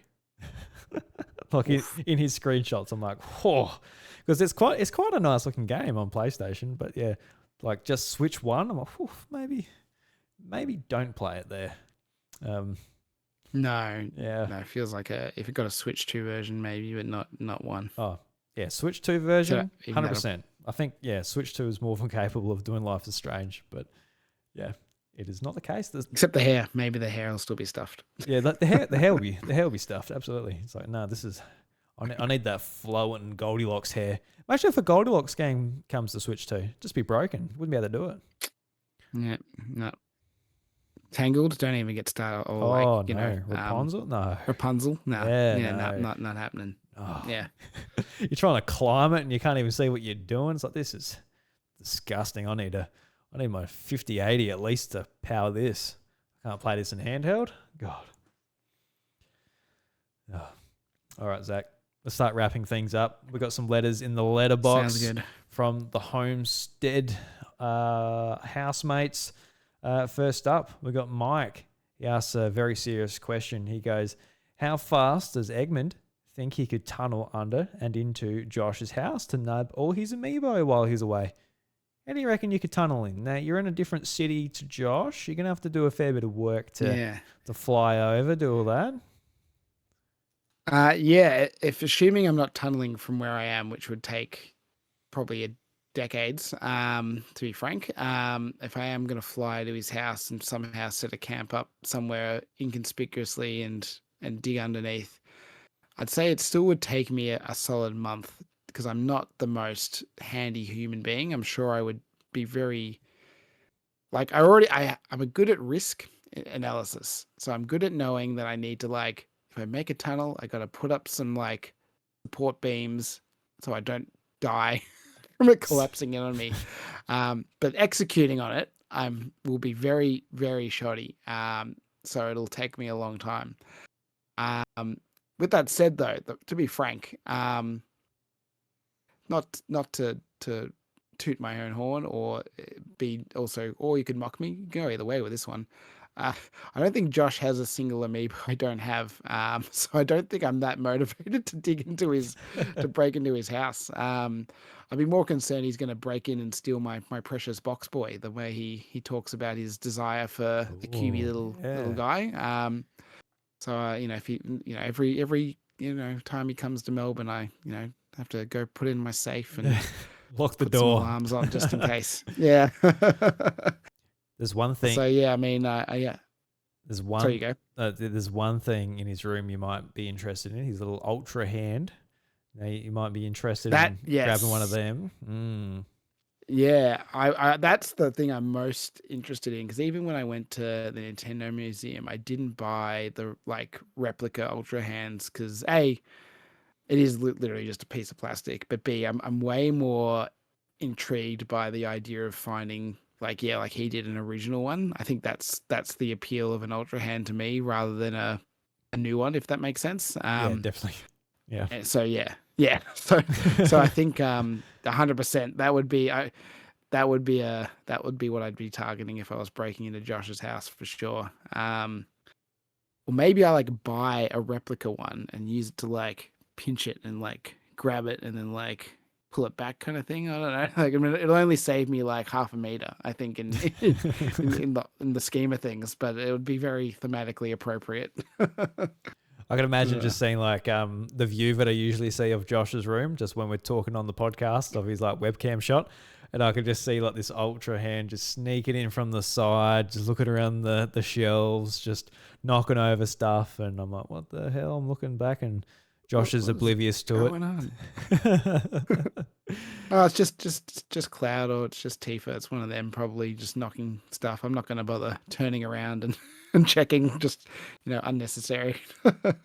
Yeah, no. No, Josh has a really nice collection at the back of him. The Ultra hand is definitely like the most obscure and probably most expensive. Well, maybe the most expensive thing, but I think like as far as like stuff, I would want like a game from his shelf. I want his Pokemon GameCube games, the XD Gale of Darkness. I reckon I'll just like Ultra hand that bad boy, just like trying to find it and trying to grab that with the Ultra hand. Just yes, that'd be quite nice. Yes. No, that's a good call. Yeah, I don't know. Maybe does he have Earthbound? He has Mother 3. Maybe I'd get Mother 3. Does he have Mother 3? Does he have Mother 3? I feel like he does. Maybe he doesn't. I thought he did. Maybe I'm wrong. I can't remember Mother 3 in particular. That would have been the type of thing he would have gotten from Japan. I don't think he got it. Didn't get that on a Japan trip. He got maybe he didn't. Yeah, he got the Famicom detective games on Super Famicom. He got those. Yeah. Yeah. Okay. I'm almost surprised he didn't in hindsight, but yeah, I'm sure he'll have something that I'd want. I just can't think of what it'd be game wise, but yeah, I think you nailed it though. If it was one thing, the Ultra hand's my thing I'd steal of choice.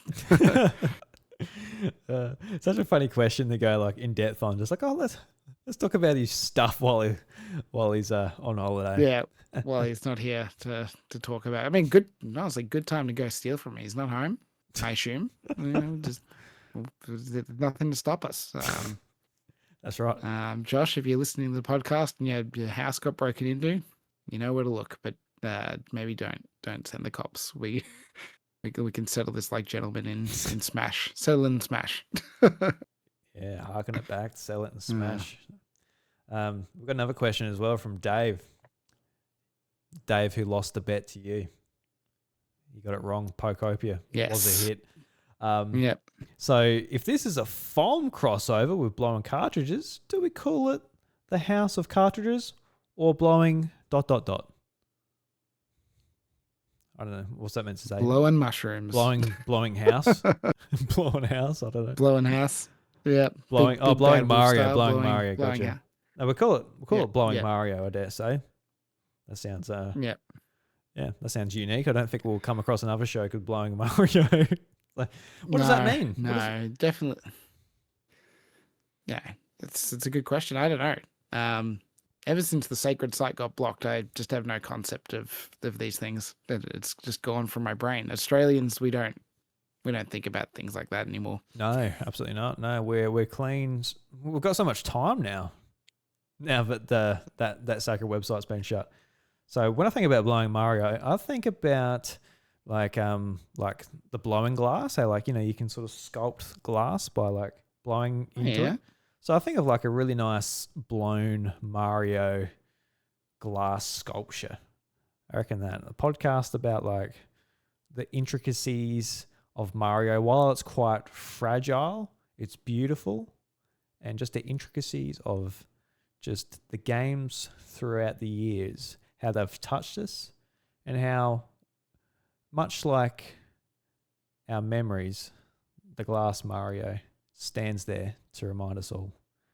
I don't know what the fuck I just said. Beautiful. Just wonderful. No, it's wonderful. I mean, I couldn't have, I was going to do something dumb like, it's like blowing up a Mario balloon and then it bursts, but that's very Mario Party coded to me. So not nearly as poetic as glass blowing Mario. Gonna have to. I wonder if someone's done that on that. I don't know what's called. Don't ask that glass question. Blowing competition. What if anyone's done that? Have they blown Mario before? Yeah. We won't. Yeah. We don't know. That website has been shut. Remember? That. Yeah. But yeah, like there's that glass blowing competition show, that reality TV show. I wonder if anyone's taken a crack at doing a glass Mario or not. I don't know. Yeah, I reckon like a nice blown glass version of like Mario for like Mario 64 and like his renders from the 64 days. That'd be quite nice. It'd be good. Yeah. Yep. Beautiful. All right. Well, you can tune in next week for another episode of Blowing Mario. How will Mario be blown next week? Tune in to find out. Will he be blown with a nice short pipe? So I don't know the techniques of glass blowing, but we'll figure it out. We'll learn as we go. That's what Blowing Mario is all about. The journey and the adventure along the way. But Zach, it's been really fun having you on. It's been quite a nice, lengthy, beefy episode. We had plenty to talk about. Yeah. I had a list here. I'm like, oh yeah, this happens all the time with Josh as well, by the way. I just write a list. Oh yeah, that'll fill in the hour. And then like hour and a half in, I'm like, we're going a bit long for poor Josh. But yeah, we filled in 2 hours and 46 minutes by looking at my roadcaster. It'll be a little bit less than that at the time of this by the time I cut out me setting up at the start. But yeah, nice beefy episode. See if anyone gets to this point. I'd love to hear anybody who gets to this point in the YouTube comments or on Discord. Leave us the hashtag Zach is back. Hashtag Zach is back. We'll know you got to this point of the episode. But tell us more about blowing cartridges. Not blowing Mario. Tell us about blowing cartridges. Yeah. What that's all about. So, yeah, if you haven't checked us out, we do episodes of gaming topics that we attempt to not be focused heavily on the news and more just deep dive into a concept, usually with a guest. In the last couple of years, we've actually really just honed in on always having a guest rather than in our earlier years. We would do a couple of just me and my co-host Brendan talking. And yeah, we do a real variety of things. As I said, the most recent one we did was Pokemon, just because it was the 30th anniversary, so it's always a prompt time to do a bit of a retrospective, but we do it with the lens of, Pokemon in Australia and competitive Pokemon in Australia. So it's got something a bit more you might not get, I guess, from, a lot of American and, European podcasts.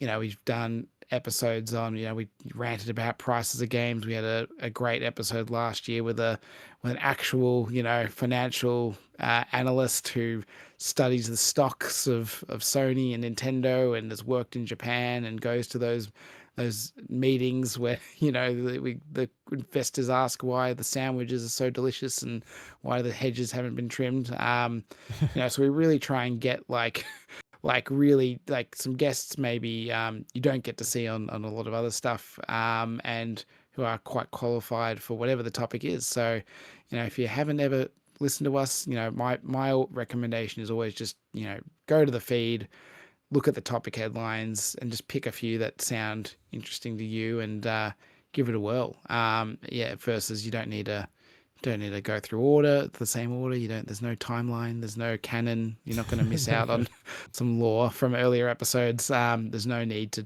do that. So, just pick some episodes you think, oh, that's an interesting concept. I'd like to hear more about that. And or let us know and reach out and, on our socials, Blowing Cartridges, on most social medias or @BlowCartPod.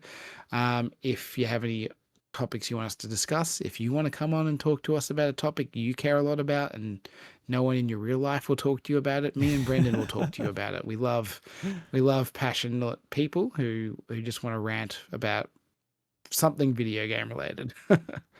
Beautiful. Yeah, and I got to say, I was very excited when I saw last week's episode drop because I was very much in my Gen 3 Pokemon mood. I was just basically consuming a lot of content from Gen 3 Pokemon creators. When I see your episode drops, I'm like, the Australian slant of it, obviously back then, with retro Pokemon games, I'm like, oh, bloody beautiful. So I was listening to that while I was uploading last week's episode. So I haven't made it all the way through yet, just because I finished when I went to bed. But yeah, I was very, very pleased, and quite a lot of the topics I'm always pleased. Oh, that's very different to a lot of the, the current offerings of a lot of people covering the latest games and all that type of thing. You guys always do a great job of that. So, hats off. It's just whenever Tam can get you when you're not over here, shacking up at the House of Mario. Yes, I guess. Exactly. And I'm in demand now, Tam. So consider upping my paycheck by 100%. The joke being that I make no money, so 100% of zero is still zero for those that didn't clue in. But then me and Brendan, we can discuss me doing a few more episodes. Someone out there's like, holy crap, he asked for a lot, doesn't he? Oh my God, poor Tim. No, yep. I mean, to be fair, if anyone should be paid, it's him. He does the editing, which is the as you, I'm sure, know, is the worst bit of podcast making, in my opinion.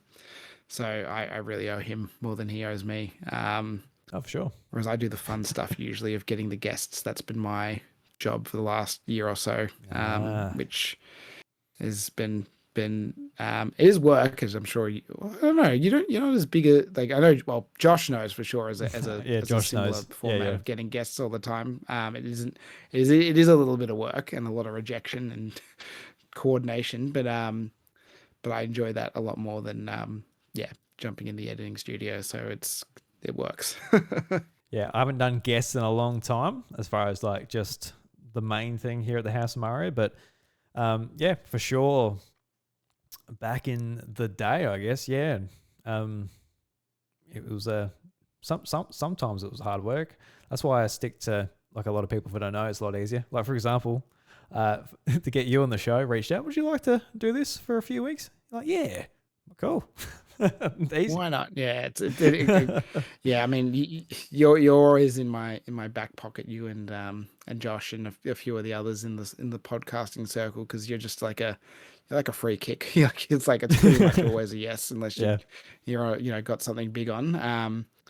But it is, we like to get a variety of voices, so that's the challenge I always set myself is trying to get new people in, and people that know stuff that I don't know is always the fun bit. So yeah, no, definitely. But guys, it's time to kick you out. Thank you very much for listening to episode 354 of the House of Mario. It's getting late. I've mixed up my numbers. You can't mix up your numbers when you do this, because God forbid, people won't know what episode you're up to. That'll be extremely disappointing, wouldn't it? God. But really appreciate you. We'll see you next week for another episode with myself and Zach. But until next time, the doors to the House of Mario, they're closed. We'll catch you later. Bye-bye.